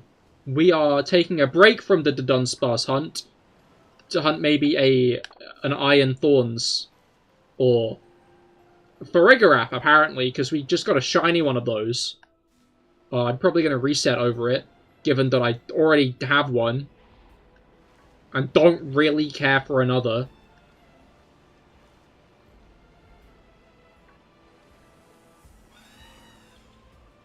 Hate to do it to Farigiraf.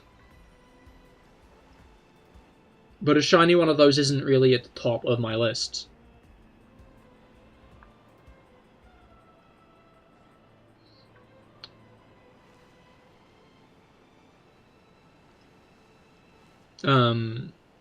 But yeah, I'm hunting to use the new Pokemon in the DLC when it comes out on Wednesday.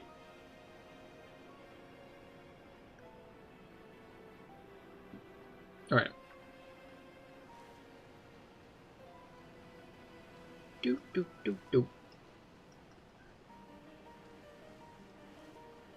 Alright.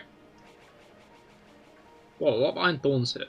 I'm hoping after I do the electric sandwich I'll end up getting a lot more.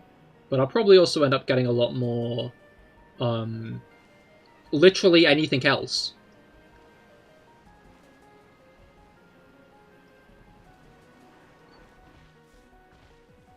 Alright.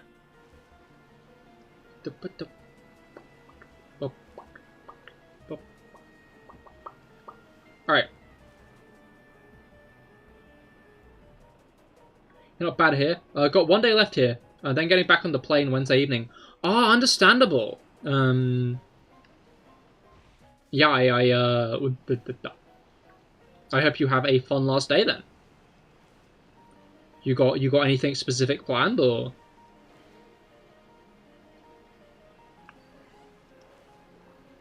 I remember when I went to Sicily, I went up Mount Etna, which was fun. Where I got my Etna rock. Etna stone. Wait a minute. No, I'm pretty sure it is Etna. Because I know there's a volcano on Tenerife, right? Because it's a volcano that scientists think if it erupts, it might sink half of Tenerife into the ocean. Which isn't that great, really, gonna be honest. Otherwise, the shiny random raises high chances of getting them. Yeah, Etna's the one there. Yeah, I know Etna's the one there. I was wondering if my rock was from Tenerife, though, instead of Etna.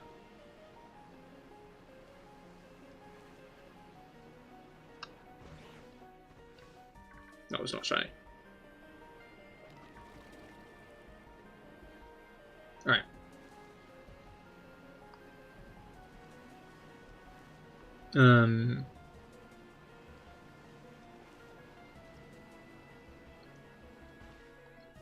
But yeah, I think it would be funny if,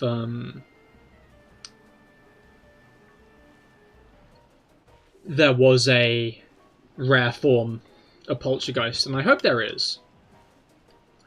Because I've got a different hunt I want to do next for that box full of shiny Krogunk. Like, I want the box full of shiny Krogunk, but,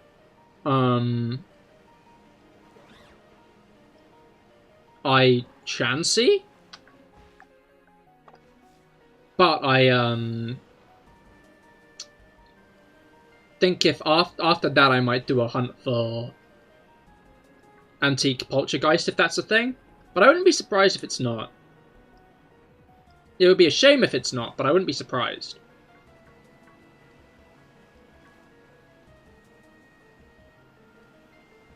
Alright.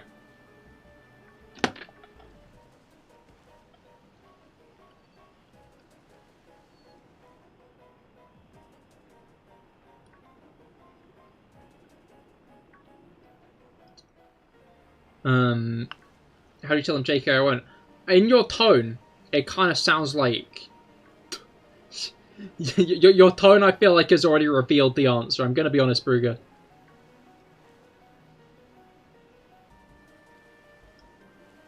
Although I'd recommend not saying anything more anyway. Although I guess I wouldn't mind that one specific spoiler, because I feel like that's not, like, on the same level as Evolution. So I'm gonna be honest, I didn't know Sinisty had an antique form for, like, a year. Like, it took me a while before I saw someone being like, man, I've spent so long shiny hunting antique Sinisty, and I was like, what?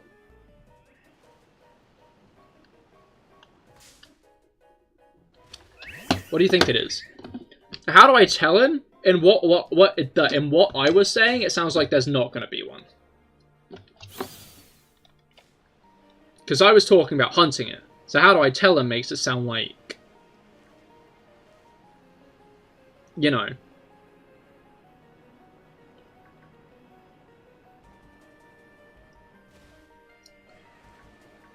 But don't say it in this chat if you do say the answer. Say it in like the Discord with like a spoiler tag or something. Dude, look at that iron moth. It's so small. It is a tiny moth. Much like moths in real life, they come in many shapes and sizes. One shape and many sizes.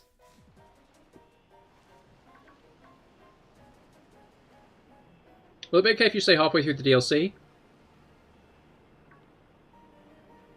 I feel like at that point some people still might rather not get the spoiler. This guy's angry. I mean, yeah, I'd say just post like a spoiler thing and this, like, post a spoiler tagged message in the Discord. I feel like that would... How's your week? That would do. How's your week been anyway? Yeah, it's been pretty solid so far. It has been, you know, one day so far. Kind of a tiring one, but it is what it is. Got a hideous night's sleep last night. Alright.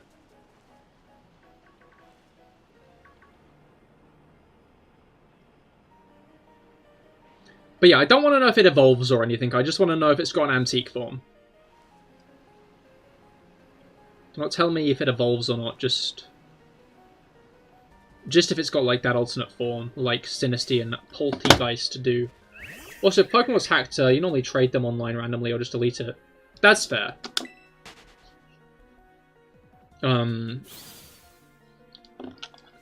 I've got like one definitely hacked Pokemon, because it's a Zacian.net Ditto. I feel comfortable saying that website's name because I'm sure most people have heard of it at this point. I'm sure most people have gotten irritated by a Zacian.net Pokemon if they've done Wonder trading.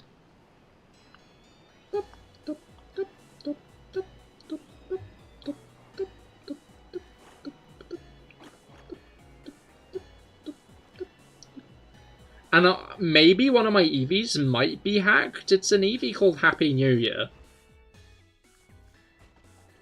But I'm not really sure if it's hacked or not.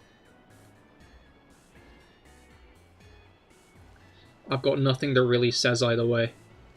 I should probably check its IVs. Because I don't think I've done that yet. If it's 6 IVs, I guess it's probably hacked. That and maybe the Axew? I don't know, the thing with Scarlet and Violet shinies is they're common enough I wouldn't be surprised if people Wonder traded them away anyway, you know? And like with an Eevee named something like Happy New Year, I could see this being a shiny Eevee that's been in circulation for a while at this point.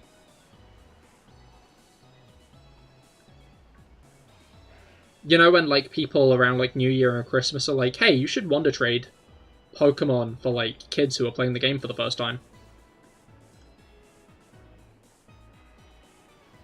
Imagine it was the mark, it was in a poltergeist in the trailer.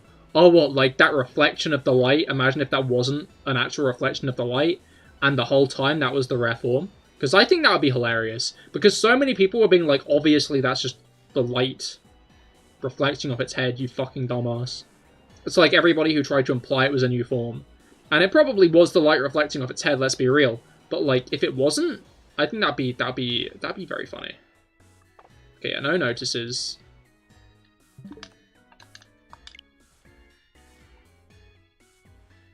Of course he stops like the moment I look at him.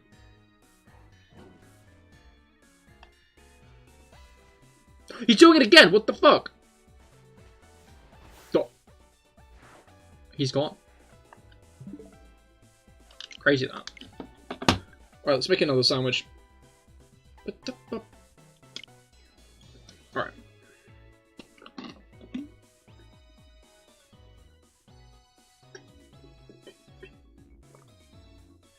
It was a bit ballsy to make the rock sandwich last time. So this time let's make the electric sandwich, which needs salty and spicy. Ooh. With yellow bell peppers. Do I have any yellow bell peppers is probably a good question, actually. Because I could imagine myself not having any yellow bell peppers.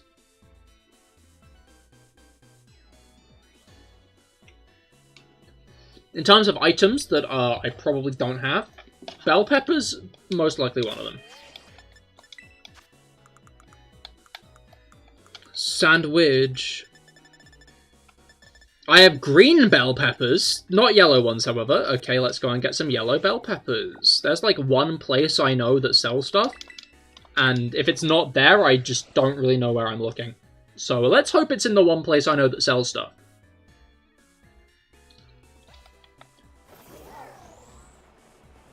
Where am I going? Here am I going. Boing.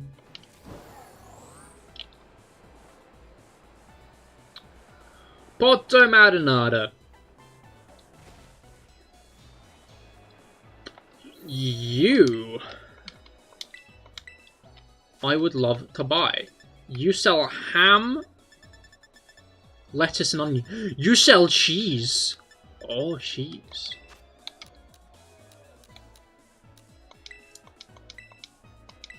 Let's buy some cheese. Alright.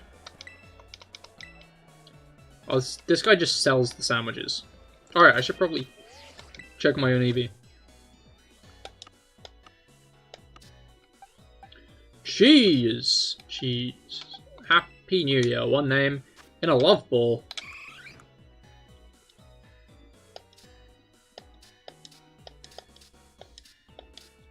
Yeah, that's middling, right?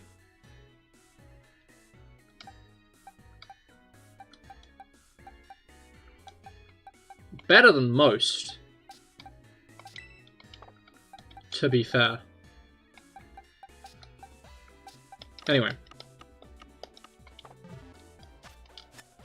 I guess we don't need to be shunting our shinies into that box at the moment anyway, but...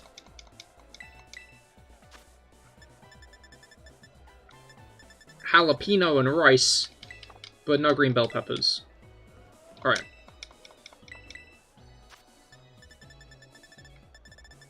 Here we go.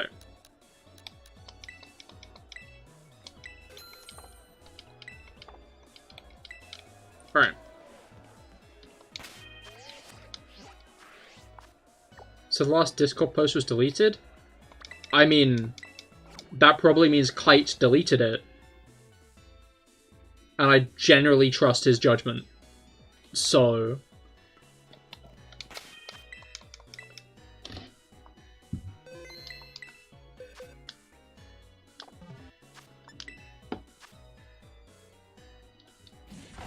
Alright. I wonder what kind of topping cheese it is. Like, is it like a kind of... No, it's just a regular one. Hell yeah, cheese. Alright. Yellow bell pepper. And then what was that? Salty and spicy? Salty and spicy. Mmm.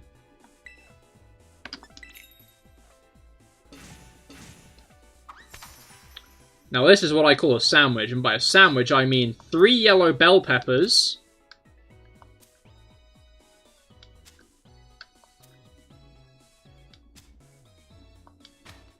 bit of an easier tower, that one, isn't it? Like, I hate to say it, but in terms of towers, I feel like that was a bit of a simple one. Didn't really, It does fit the sandwich criteria. It does. Somewhat mundane indeed. A very similar response, however. Sparkling title and encounter power electric. Okay.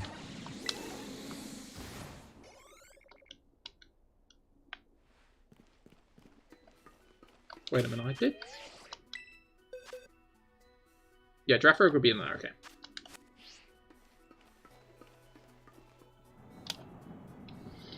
Draft Rogue would be in the Dunsparce box if I had kept it by accident. Alright. Let's hopefully transfer our Giraffe Rig luck onto something we want.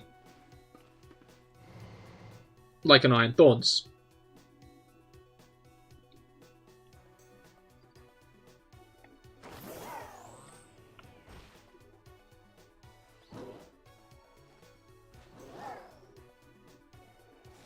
Where am I? Don't speak to me or my son ever again.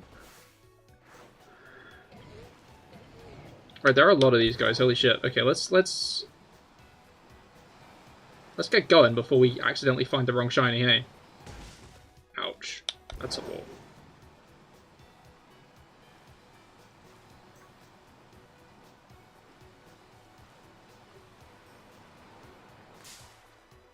That's a Masquerain. You're not even electric type, buddy.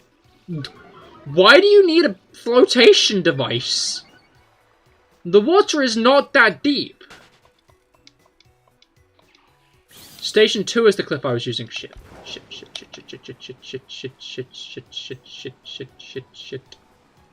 I thought it was that station. I don't know why.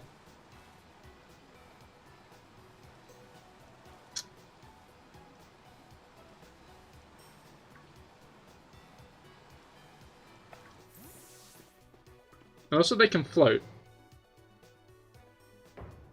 Like, it can float there. Like, why does it float there? The water's just not that deep, you know? Masquerain is actually every type at once. Elite Terra type? Masquerain Terra form? Masquerain getting Terra Terrestrialization form Terra type Terrestrialization? Oh, it is, okay. Here we go. There's my boys. My boy.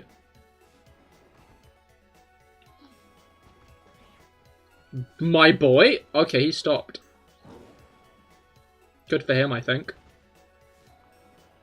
Now this is what I'm looking like. Oxidization is a real threat to King Gambit. That's actually a fair point. I don't know why I didn't consider that. Okay, what's that timer for? It's for how long it's taking me to get a shiny. Why? What's the issue, Kite?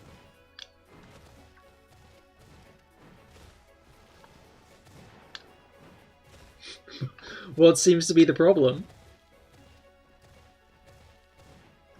I think you know what the issue is.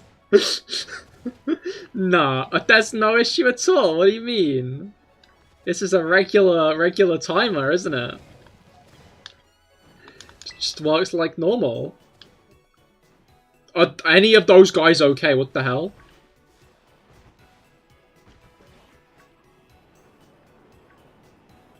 How's it go? But good luck. Understandable, Emily. I hope you have a great rest of your day. Whoa, look at all the guys. Okay, it's slower than you during a brain fart. Okay, you didn't need to make it personal. That was just a bit uncalled for, I think.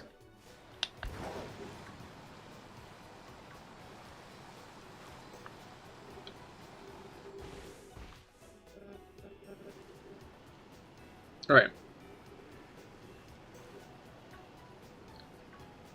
I just realized you can, you have Violet and can hunt on hand now. Indeed you can. Best of luck if you do. Alright.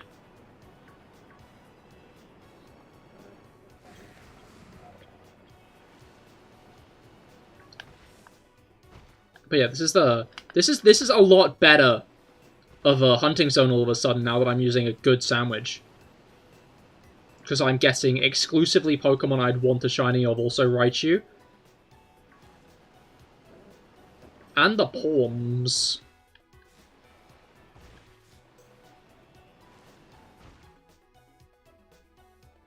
God damn. Look at all them. Look at all those chickens. Why are you up here as well? I just showed them run. Look at them go. I think the bit I like the most about Iron Thorns, just like the detail about it that I end up liking the most, is when it sees you, that little roar animation it does. That's great. 10 out of 10, no notes. Do it again. Do the roar. I just realized, did you get the Dunsparce? No. I'm just hunting for a, Iron Thorns to, do during the DLC. To use during the DLC. Because I want to use shinies during it, obviously. The Dunsparces are still 2-segmented. Maybe I'll use a 2-segment Dunsparce during the DLC. We'll see. I'm going to use a shiny team. That's all I know. A shiny team. Maybe I'll do more than just a shiny team. I hope that the levels are closer to 70 so I can use my Dialga without feeling bad. Although I guess that might be in the second DLC wave.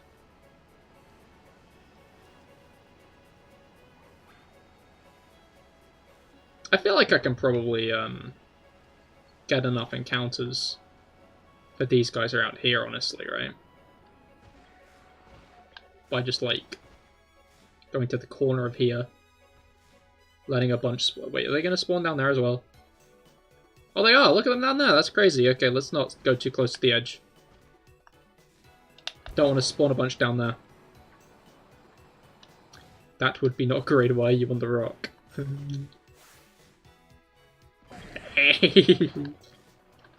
Sorry, this guy... I think he might be my favourite Paradox form. I'm trying to think of all the other Paradox forms. And I don't think any of them come close to this.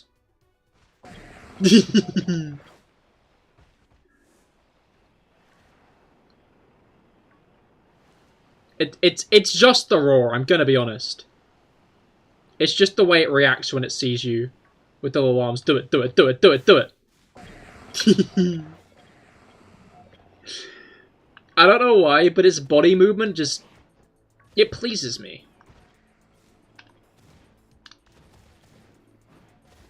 It's got such stubby little arms, you know? I guess it's kind of funny that they added, Iron Thorns in this game, given that Tyranitar was kind of like a Godzilla-looking dude. But they added Baxcalibur, who's even more of a Godzilla-looking dude, you know? So they added Mechagodzilla during that, with the game with that in. And I respect that. I also respect the way it moves, look at that.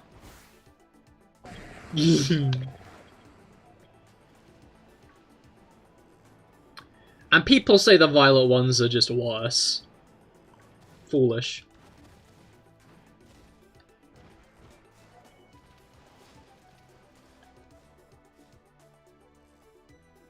Is that Raichu okay?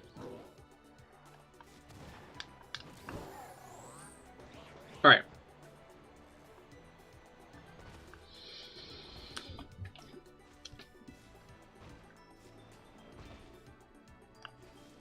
Let's get a few more spawned in over here.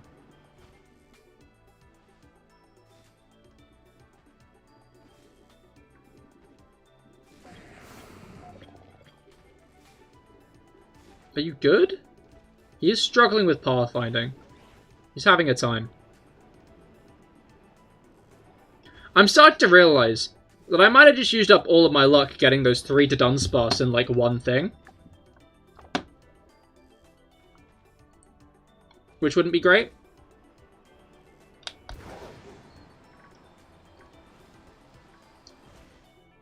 We'll be honest.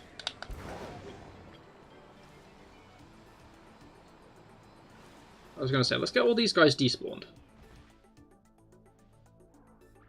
Alright.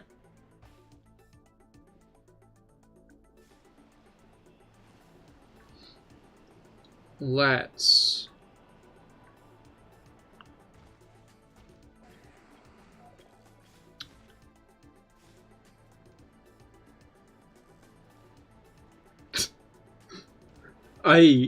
I'm fascinated by these things, I'm going to be honest.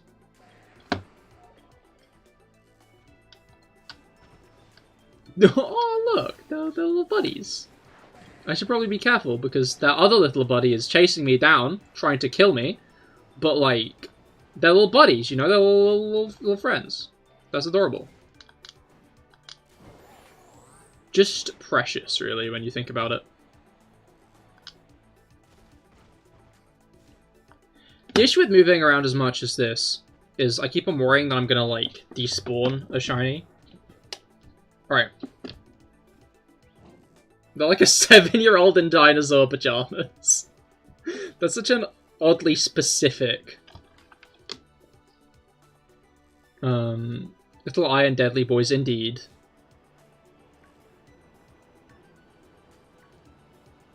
They're just little guys, really. I'm sure that we could release them into the world and nothing would go wrong. Chiro's kind of right. We should let these guys out.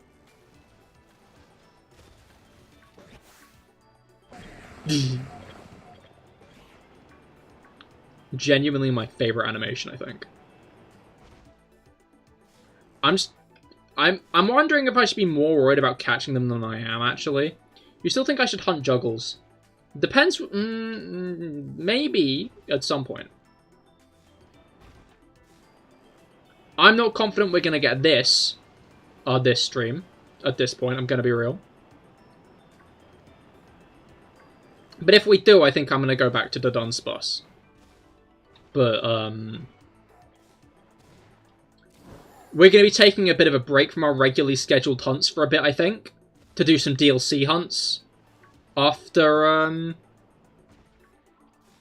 the DLC releases. So who knows, maybe we can squeeze a joggles into our schedule then.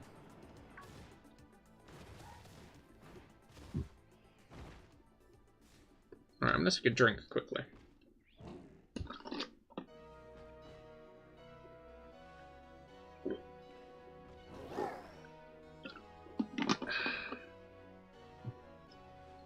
It's still so hot, and I'll be honest, not a fan.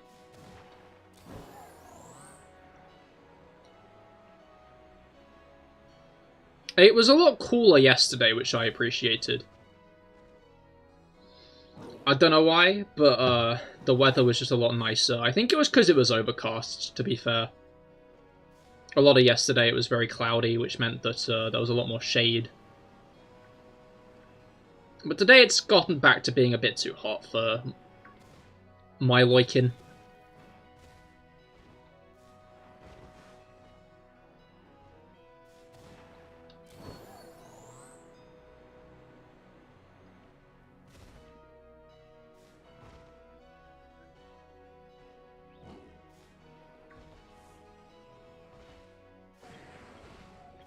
You're playing that on stream? You mean you're not going to be able to watch it because playing? But maybe that means you can finish it without spoilers. I will be playing it on stream. I'm probably going to dedicate Wednesday, Friday, and Saturday's stream to the DLC. And then on Monday I'll be hunting shinies in the DLC, I think.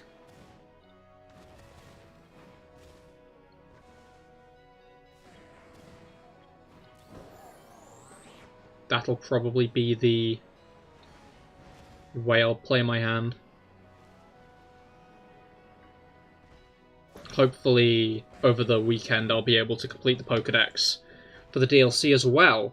I wonder what we'll get for Pokédex completion of the DLC, because in Sword and Shield it was a hat. In Sword and Shield, it was like a paper crown, like Burger King.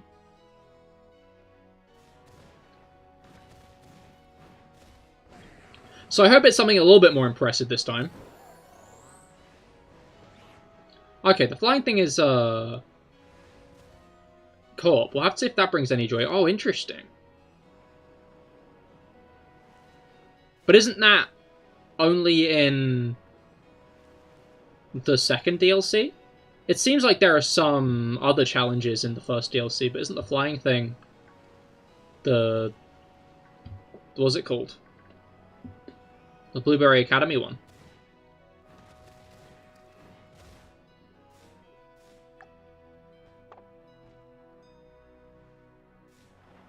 If I, like, do this. Why there? Why there? If I do this, there's one there now. That's what happens.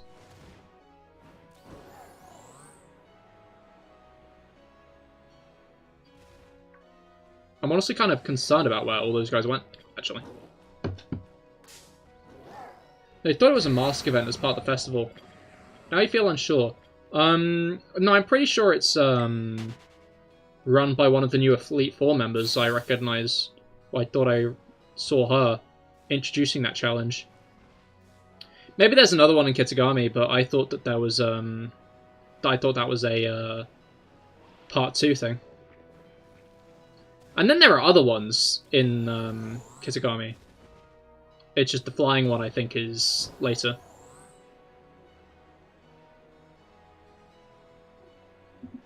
It will be funny to see if, like, they're just like, yeah, you can fly on Koraidon and Miraidon now, by the way.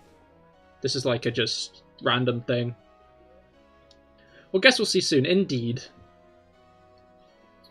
Maybe it's just, like, it's in both of them.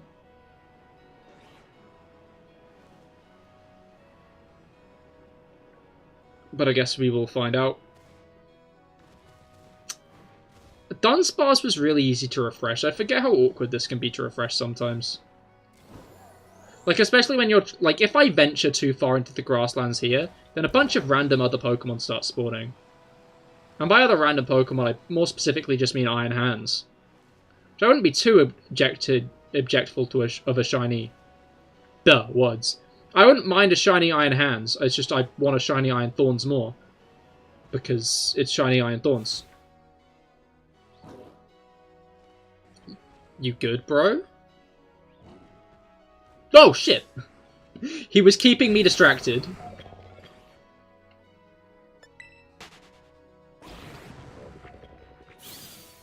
Oh, shit, don't do it! Effervescent. I like how they pose, it's very good. Stop! I am being reminded by the Fire Emblem mechanic lunge. If you've played Fire Emblem Conquest, I'm sure you're very familiar with the ability. But, T-pose specifically, indeed. It's not even like a proper T-pose, it's just like the fact that their arms a little bit too chunky, you know? A little bit too stubby, a little bit too short and around.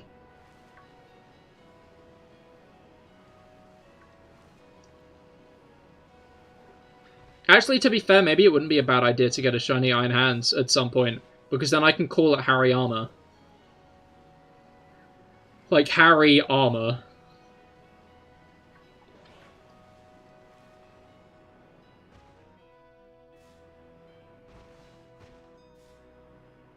Alright. Big and round and bounce along the ground. I feel like these things wouldn't bounce. I hate to say it. I know I've been these things' #1 defenders so far, but I don't think they'd bounce. Do you? I don't think he spotted me now. Yeah, that was impressive. Really, really fucking short-sighted.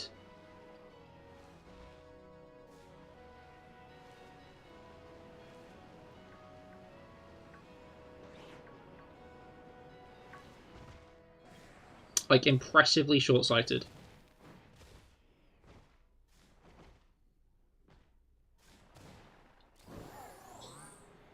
Alright.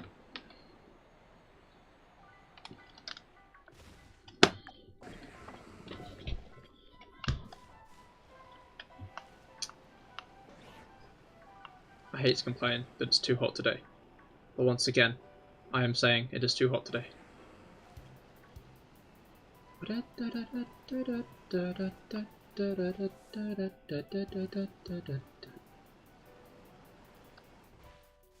Bob. Bob. Bob. Right.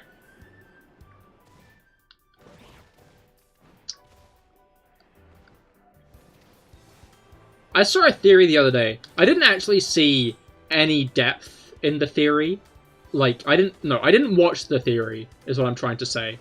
I didn't watch the theory, I just saw someone say the theory. Been playing this new mobile game, Final Fantasy VII Ever Crisis. Fair. They made a well, brain, no brain. Yeah, how is it? I hope it's fun.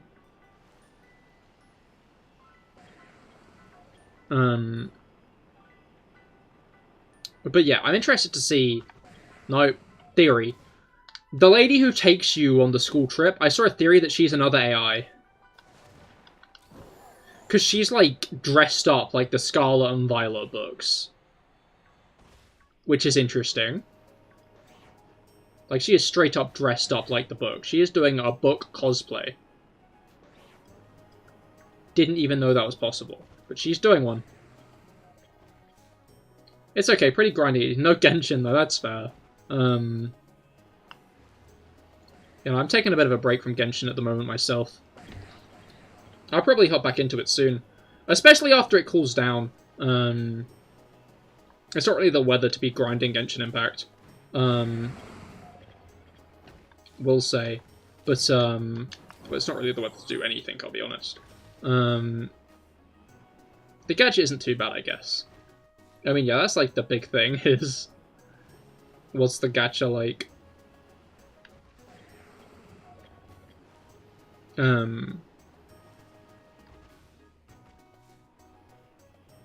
mean, I feel like most games have much more common gacha than Genshin. Like, I feel like Genshin is generally pretty stingy with its high-value stuff. But I feel like that's kind of the point of it, to make you grind out your way up to it instead of handing it to you on a silver platter. Which isn't that great, because it means you have to spend a lot of money to get, like, the good stuff, but...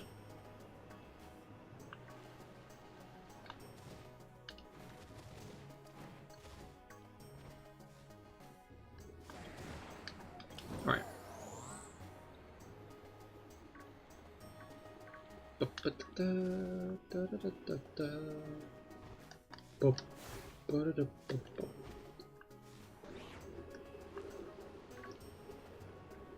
Could we maybe get the shiny iron armor? Iron armor?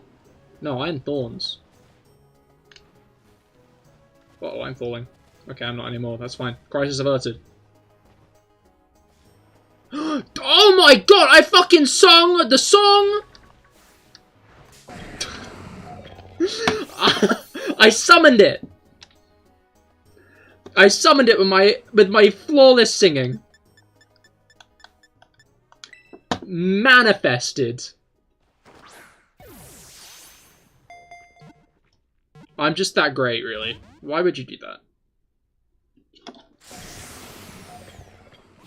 Oh no, Sandstorm. The issue is I can't Thunderwave this thing. Thunderwave not gonna work. Thunderwave not on the table. Has the music stopped? I feel like the music might have stopped. No, it's just taking a while to get into it. Alright. Yeah, what ball would I want this thing in? I've already used the quick ball. Let's make sure I'm not being observed by another one, because that'd be funny. Alright, I should try to be quick with this, because I might be able to get another one, actually. I bet a nest ball will catch this thing, right?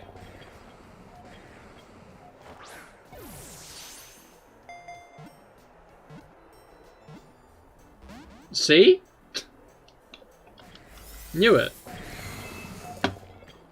Alright, Baruga was saying that apparently most of these guys have pretty disgusting... Not pretty disgusting, recoil moves.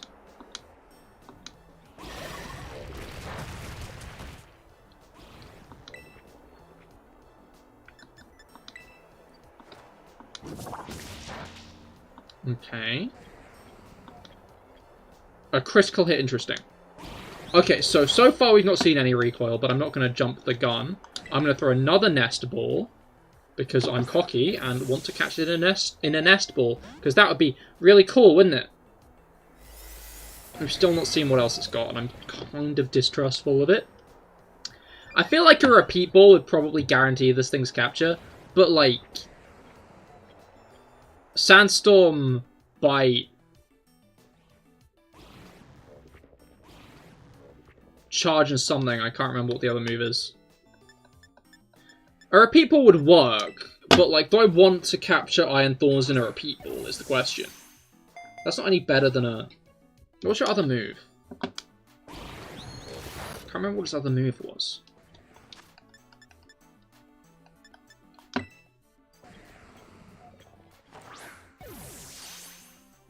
Just show me what your other move is. Show me your other move, bro! Rock Slide! It was Rock Slide! This thing doesn't have recoil.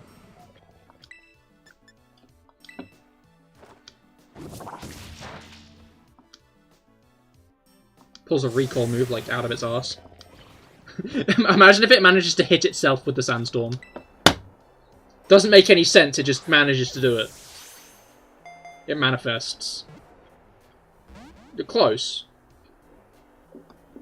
I'm just annoyed I can't use, Wait a minute. Oh, okay, I can just yawn it. Struggle? That's true, but I can yawn it, so it's fine.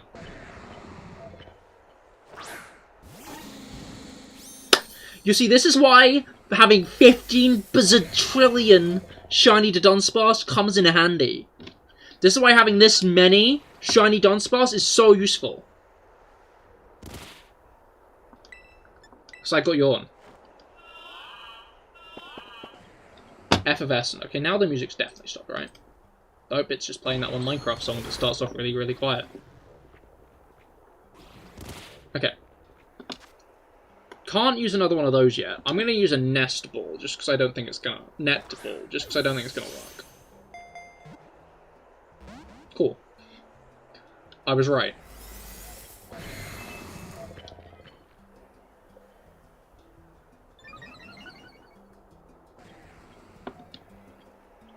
And now the sandstorm subsided, and now it's asleep. Now it's snoozing. I can surely capture it.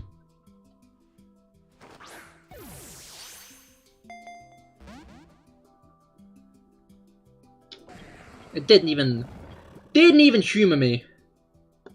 This is the last nest ball, which means it's kind of got to catch.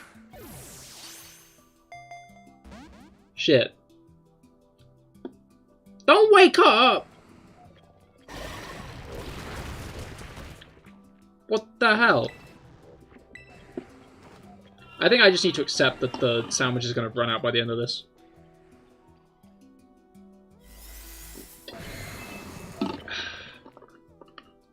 Well, this one's kind of adamant about not getting caught. It kind of is, isn't it? That whole what if it struggles thing is becoming like a realistic event.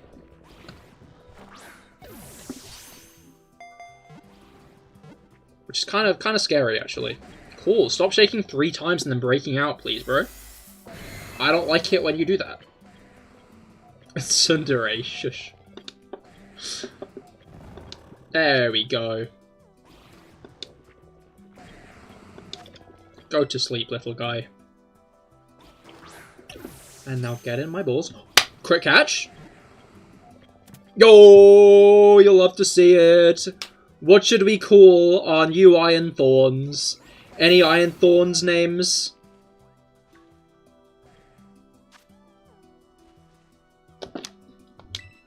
Yeah, what Iron Thorns names we got? Tsundere.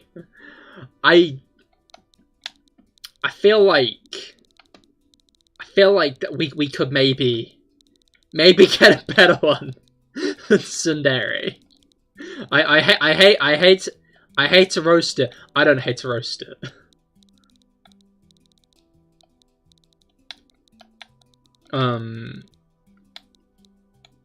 Oh wait.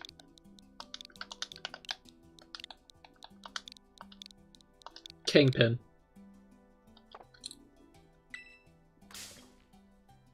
Kingpin. I think that works pretty well. Okay, you can go away, buddy. I don't really care about you anymore. How many minutes left? 42 seconds! Shit. Fuck. How do I get as many Pokemon spawned as possible?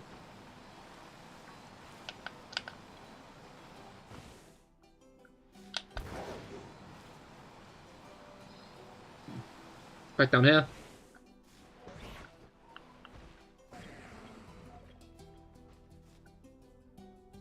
Alright.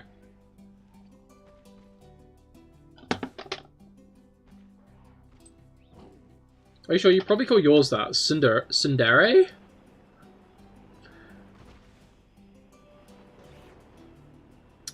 I don't know.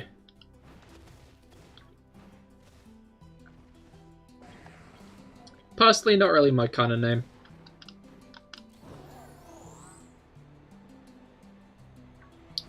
I ain't gonna slate if you want to name yours that, but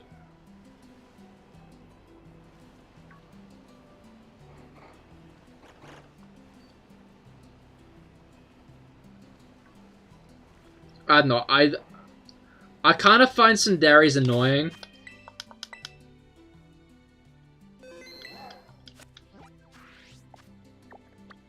As an archetype. You got to go, so fine. Good luck on getting the shinies you hunt for. Fair enough, Brugro. Hope you have a great night's sleep. Alright. I guess that's this on pause.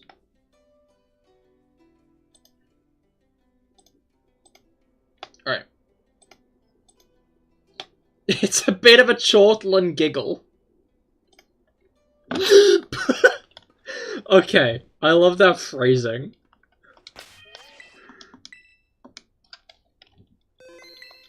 If you tried to sell me on naming it Tsundere with that phrase, maybe I would have. Bits of a chortle and giggle. Okay. I'm gonna make sure I just saved. You know, just wanna like double, triple check that saving has occurred. But oh, that's a thought. I'm getting a new Wi-Fi provider tomorrow. We'll have to see how that works. I guess it would be kind of classic if cool new thing happening, Wi-Fi goes to shit, huh? So hopefully that's not the case. I guess we'll find out on Wednesday, huh?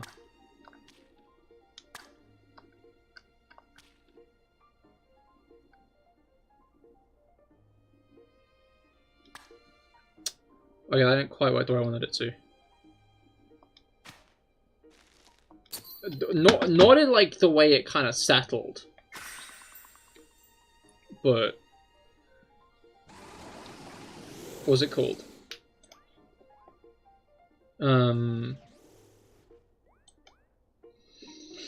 Right.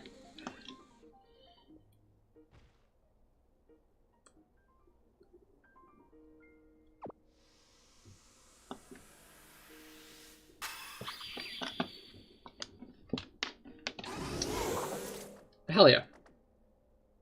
But yeah, this will be our last sandwich of the stream, I think. We got the Tita. Hell yeah. Time to get the Triple Segment Dudunsparce. Because that's the last thing we need, am I right? If we can get that Triple Segment done, that's the last thing we need before the DLC. Simple as, which means we're going to get it, because I've decided that we're going to get it. Am I right or am I right? I think I'm right. I've made up my mind. It's triple to done time.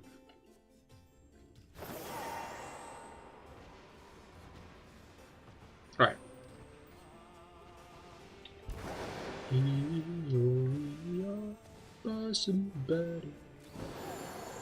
But yeah, I've been, like...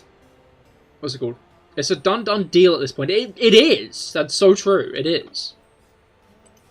Alright, let me get this back up on screen. Did I get 73 or did I accidentally press enter again? That's the question.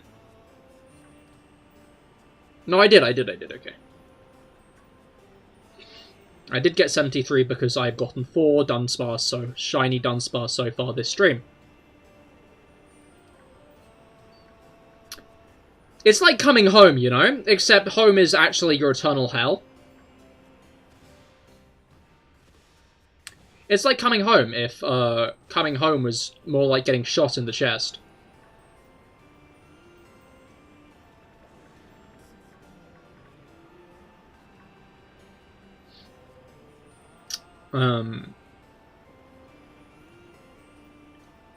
But yeah, I really do love Tears of the Kingdom, yeah. But I feel like before I truly start watching Tears of the Kingdom theory content and stuff again, I'm gonna have to wait a year before we start getting to the good stuff.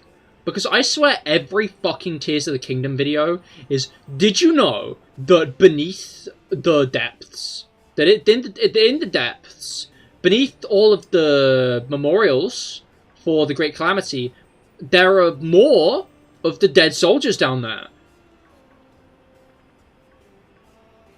Did you know that all of the light roots correspond to shrines? What is the ancient hero? He kind of looks like a Gerudo fused with Zonai. It's not like he's probably the vaguely animalistic statue of an unknown race in the depths that look very fucking similar.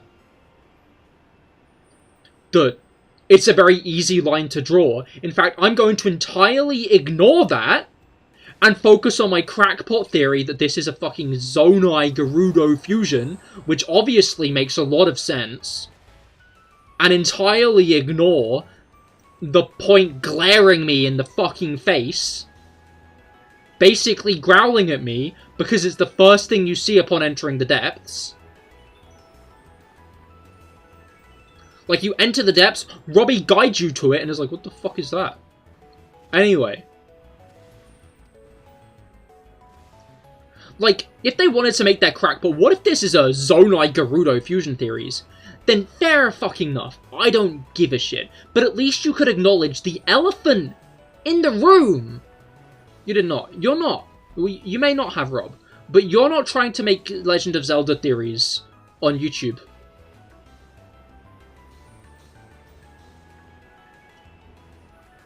Like, it's just such... If it's true, I'll fucking accept it, you know? I'm not gonna, like, whine about it if it is actually the truth. If they reveal it and they're like, oh yeah, this is some weird thing. But it makes so much more sense for it to be the weird, animalistic, big, kind of buff wolf guy in the depths, you know? Because they look like wolves. They look wolfish. Their faces are very animalistic. And especially in considering how stuff like the Riso look in the depths, I'd say it's not far-fetched to assume that that's meant to be the same species as the ancient hero. But every theorist is like, what if it's a Zonai and a Gerudo? Even though it doesn't really look that much like a Zonai, I'm gonna be brutally honest. That thing does not... Whatever the ancient hero is, I just do not think Zonai cuts it. Even begins to cut it. If I did it, it'd be way better with PowerPoints and shit. I'm sure your Zelda theory should be great, Rob. It just irritates me because, like... it feels like the conversation surrounding Tears of the Kingdom is so blind to all of the very obvious things.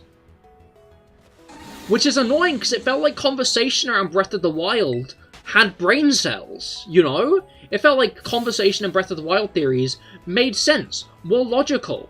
I could be like, yeah, that makes sense, that's logical, instead of, wow, this doesn't make any sense at all, what the fuck are you talking about? Like, everybody trying to piece together this, like, where does the past segments in the game fit in? I don't understand. The Rito are there, and the Gerudo are there, but if it's Hyrule's founding, that's just after Skyloft fell. And, like, I swear I counted at least 2 people who were like, what if Hyrule fell, and this is a rebuilding of Hyrule? Which could place this in the child timeline, which could place this at the, like, end of all the timelines, or something like that. But no, it had to come from Aonuma's mouth himself, where he was like, no, it's obvious, what if Hyrule just fell, and they rebuilt it? Like, I don't know, I can get confusion there, but so few people brought up the idea that, what if this is just a new Hyrule, you know? And that's what I mean by, like, the stupidity in, like, these theories, is how people are ignoring, like, very obvious trains of thought to get to destinations, you know? Like, people being like, how are the Rito there? The Rito are there because this isn't the founding of the Hyrule from Ocarina. This isn't the founding of the Hyrule that we spent a lot of time with. This is, like, a new Hyrule. And we know events can cause Hyrule to fall to ruin because Wind Waker.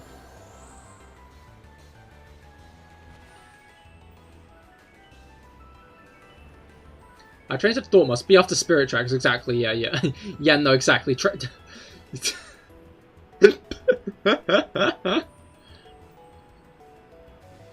Yeah, as I was saying, Rob, I think you'd make a great Zelda theorist.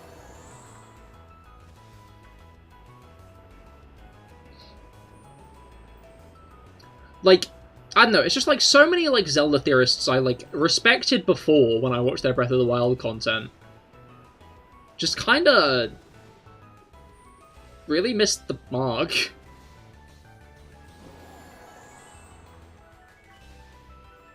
So yeah, I'm really looking forward to a year's time when people grow brain cells again.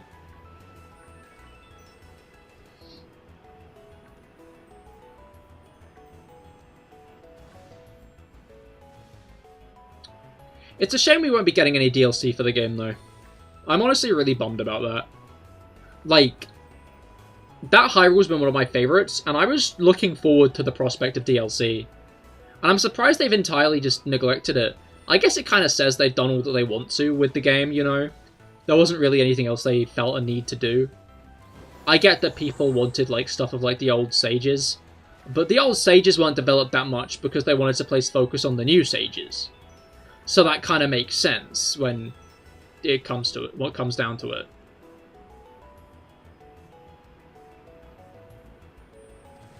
Like,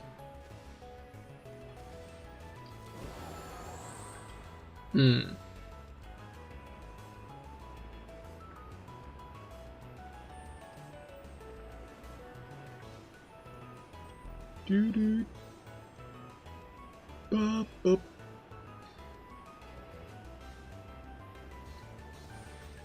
But, it would have been nice to get, like, sage development, more revelations about, like, the, 3 dragons because of a very strong implication brought about by the story that I won't directly call upon, just because I feel like a lot of people haven't got there yet. And while I'm sure most people have been spoiled by that big reveal at this point, of that big reveal at this point, there are some people who might not have been, so I don't want to directly reference it. But it kind of, like, really shakes up a lot about what we, like, thought we knew about the 3 sacred dragons. And I would have liked to know more about what was up with them.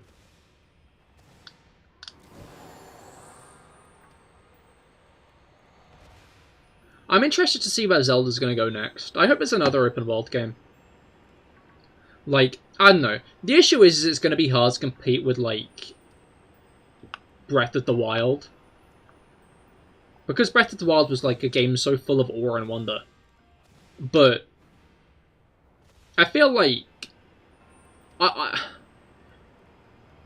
want to play Breath of the Wild again, like, fresh, you know? That's the issue, is I would take the lobotomy to play Breath of the Wild fresh.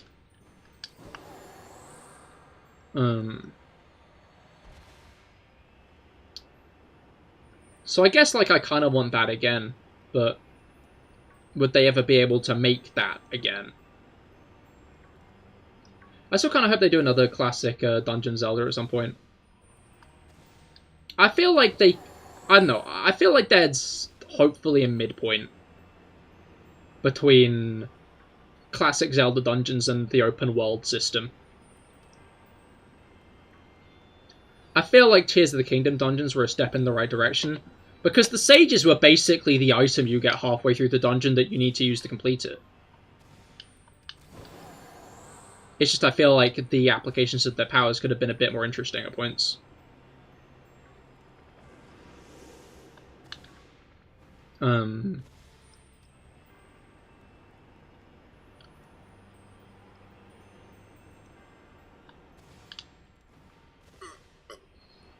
knows, maybe we'll get a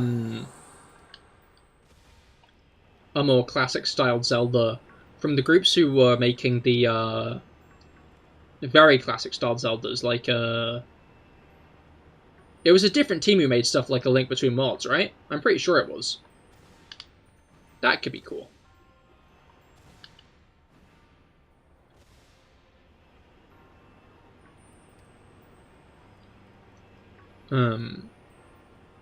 But all in all, like, I've seen some people say, like, they don't see a point in them making another open world Zelda, but I feel like they could, you know? Like, it's clear they are very willing to innovate at this point in making the absolutely revolutionary mechanics that Tears of the Kingdom has. Yeah, maybe even like a remake of Ages and Seasons. That would be cool.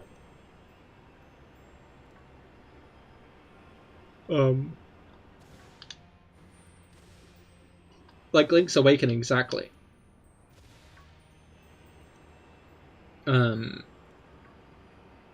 But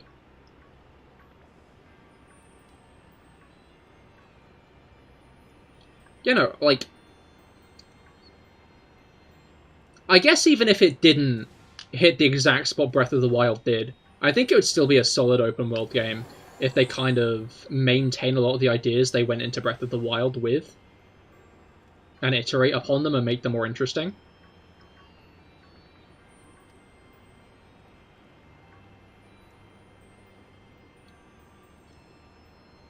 But I think another thing they're going to have to do if they make another open world Zelda game is scrap the idea of you can beat the final boss off the bat. Because it was a fun idea for Breath of the Wild and Tears of the Kingdom, but I feel like, as an idea, it very much is anti-story. Because it means, like, Ganondorf never gets the development he needs. I was talking about this the other stream, but he just doesn't. Like, Tears of the Kingdom Ganondorf relies entirely on the audience's prior knowledge of the guy. Like, if this game was released in any kind of similar form 20 years ago, it would be a big issue because so many people would be entering the game. I guess actually most people entering the game would be children at that point, so they'd probably still find him pretty menacing.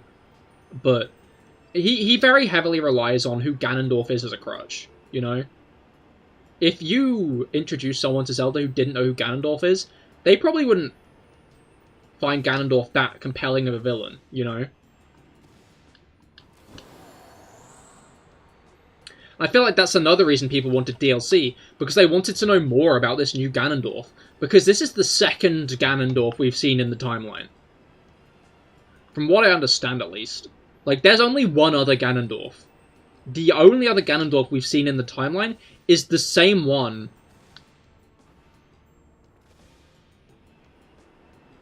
It is the same one who's appeared over and over again.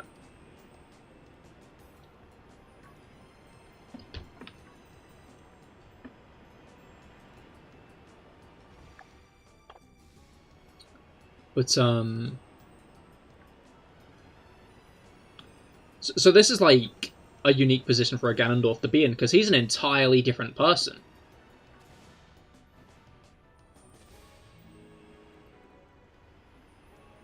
And yet we kind of know very little about who this Ganondorf is.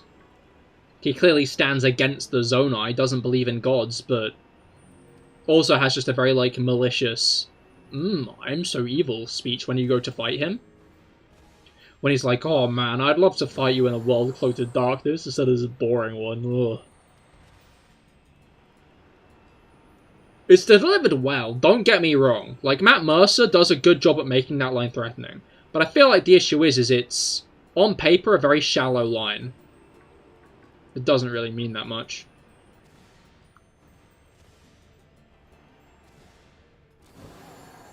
Other than, wee, I'm evil, wee.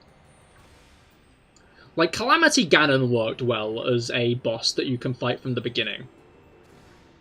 But that's because Calamity Ganon was a calamity, you know? Calamity Ganon was a force of nature.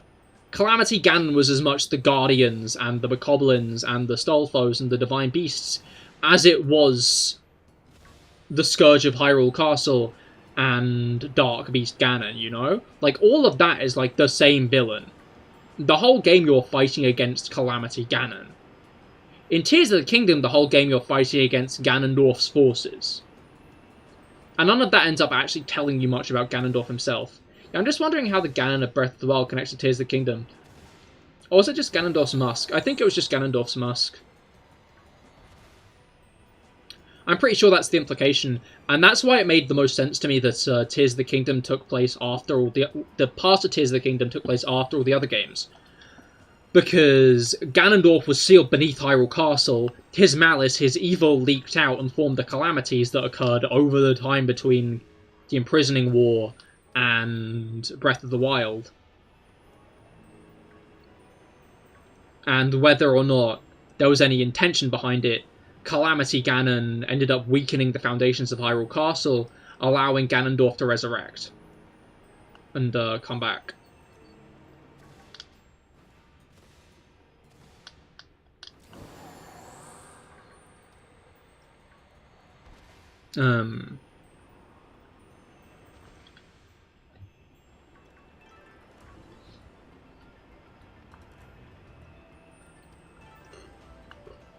Which I guess explains why Demise's curse would take the form of a calamity in that way, you know? Like, I feel like that could be argued as a plot hole in, like, why did Demise's curse manifest into Calamity Ganon? Had his spirit rotted away so much that he'd become, like, a mindless beast? But no, that's not quite the case. Calamity Ganon is just Demise, or Ganondorf is the Demon King's anger manifest as it kind of festers underneath Hyrule Castle.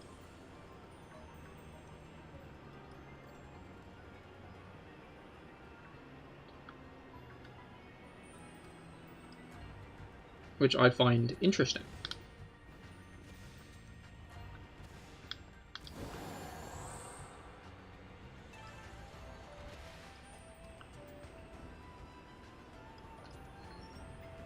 Alright.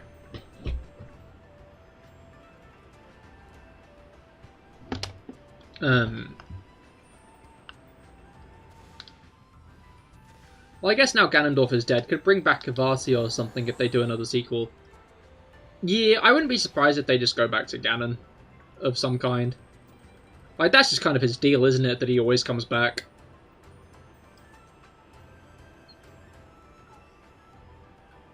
It'd be fun to see another game where there's like another villain close to whoever Ganon is. Kind of like Yuga? The guy from A Link Between Worlds. Or I've heard Zant is another very good one. I played A Link Between Worlds, so I can use that as an example, but...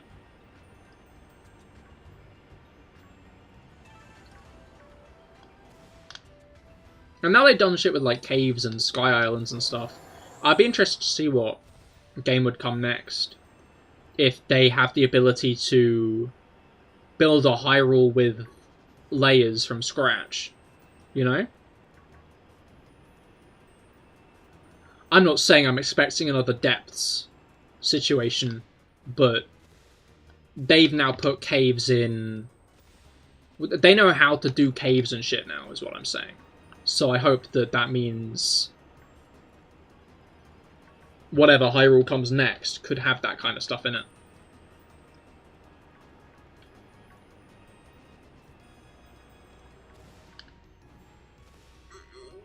Ugh. I'll be interested to see if they bring shrines back again, though. Or if they do a more classical style thing.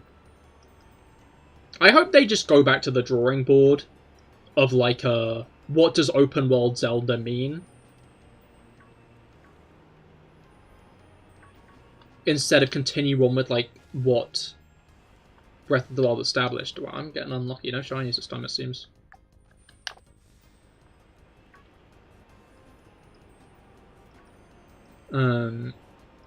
Zelda Odyssey, going to different planets. I was thinking about that. It would be interesting to get that kind of thing. Honestly, my biggest thought of it was, it'd be nice to get a proper outer space open world game. Because from what I've heard, a lot of people's issue with Starfield is it feels like a bunch of just interconnected zones. And I feel like Starlink Battle for Atlas did a pretty decent job at making an actually, like, open world galaxy.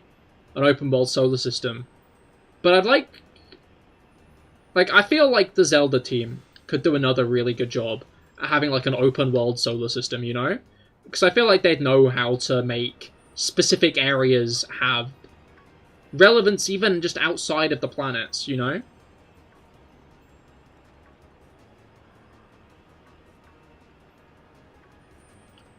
Like, would monster camps be, like, space stations? I feel like there's a lot you could do with an open-world space game, and I feel like Starfield, from what I've heard about it, doesn't really live up to a lot of what you could feasibly do.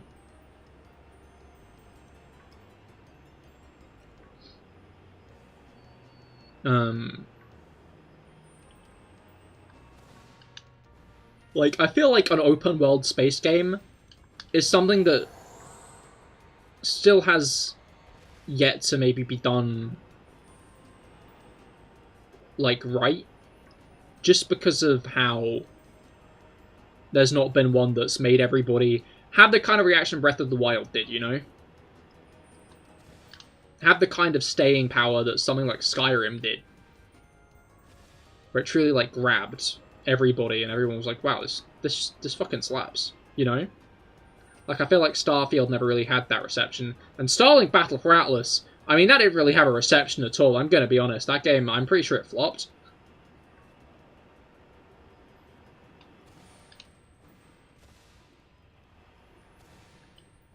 So I feel like a space-age Zelda game would be pretty cool.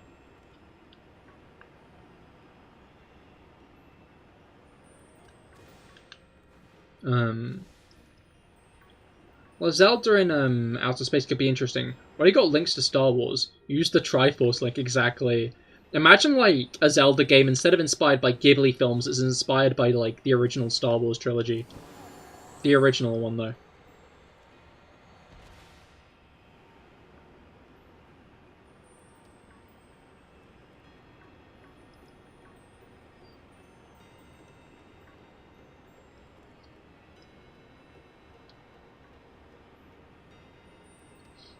Like,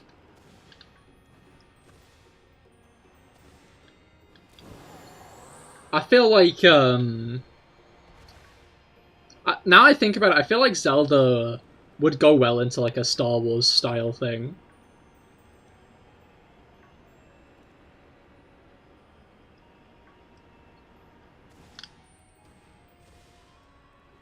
Like, I could imagine... You could swap Luke out with Link and layer out with Zelda pretty well, I think. They fight with mythical space... They fight with mythical swords, lightsabers, or the Master Sword.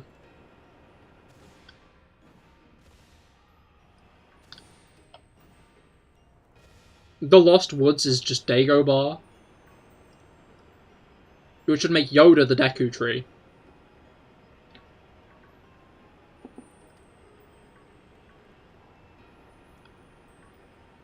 You could see it. That would actually... And that would be an actually pretty fun game. Exactly.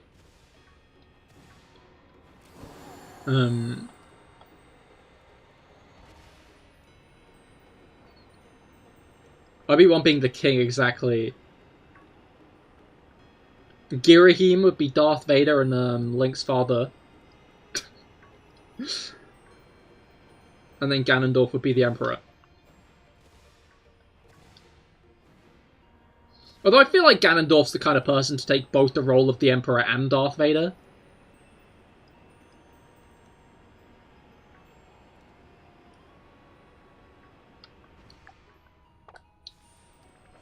And then all of the Zelda... Like, more or less every single, like, species that's ever been in Zelda could kind of, like, help just flesh out this, like, wide galaxy, you know? Yeah, he's pretty greedy, exactly.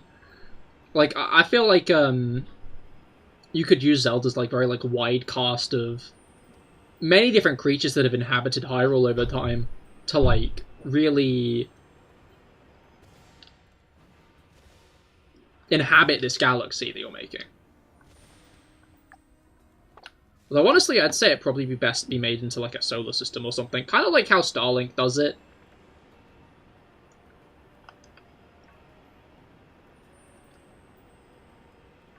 Man, that would slap, actually.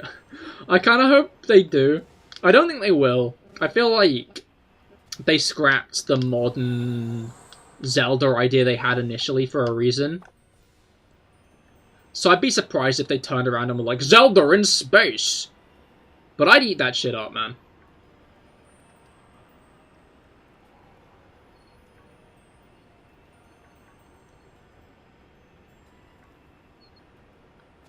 Like...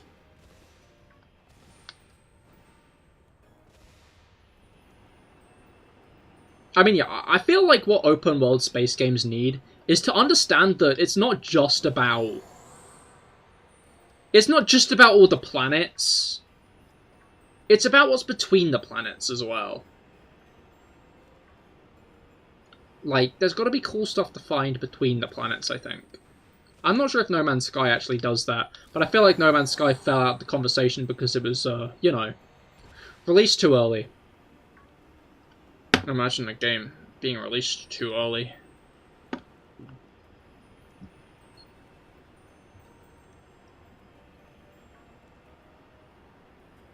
Like, I know Man's Sky had a lot of updates. I don't know if it kind of added actual, like, stuff to do in space, though. Oh, okay, cool, we actually got one. Took you long enough to show up, didn't it, mate? Really leaving it till the 11th hour, huh?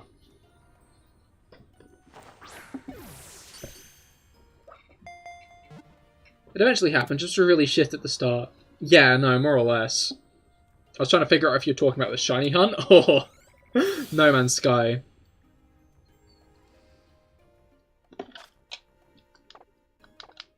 I mean, I guess it's kind of a showcase to developers to not make too many promises about what you're going to release. And also a showcase to producers not to kind of, like, egg on a game to release on a specific date.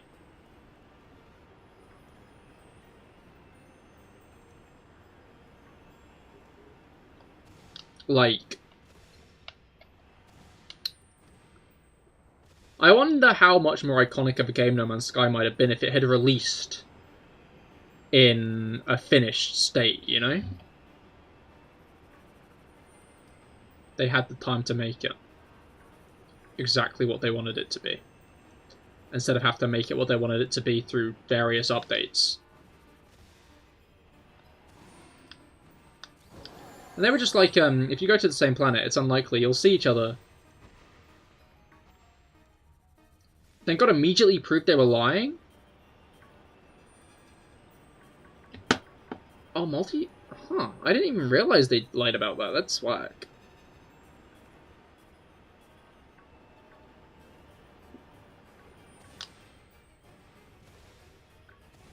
I feel like the issue, though, is with, like, procedurally generated shit. Oh, okay, sandwich over. Is, after a while, like, you kind of get to see the patterns, you know? Like, you start understanding, like, the through lines of what it procedurally generates. You start seeing through it. Which is why I like the idea of an open world made to be open world space game, because then everything can be like fine-tuned and polished into its own thing.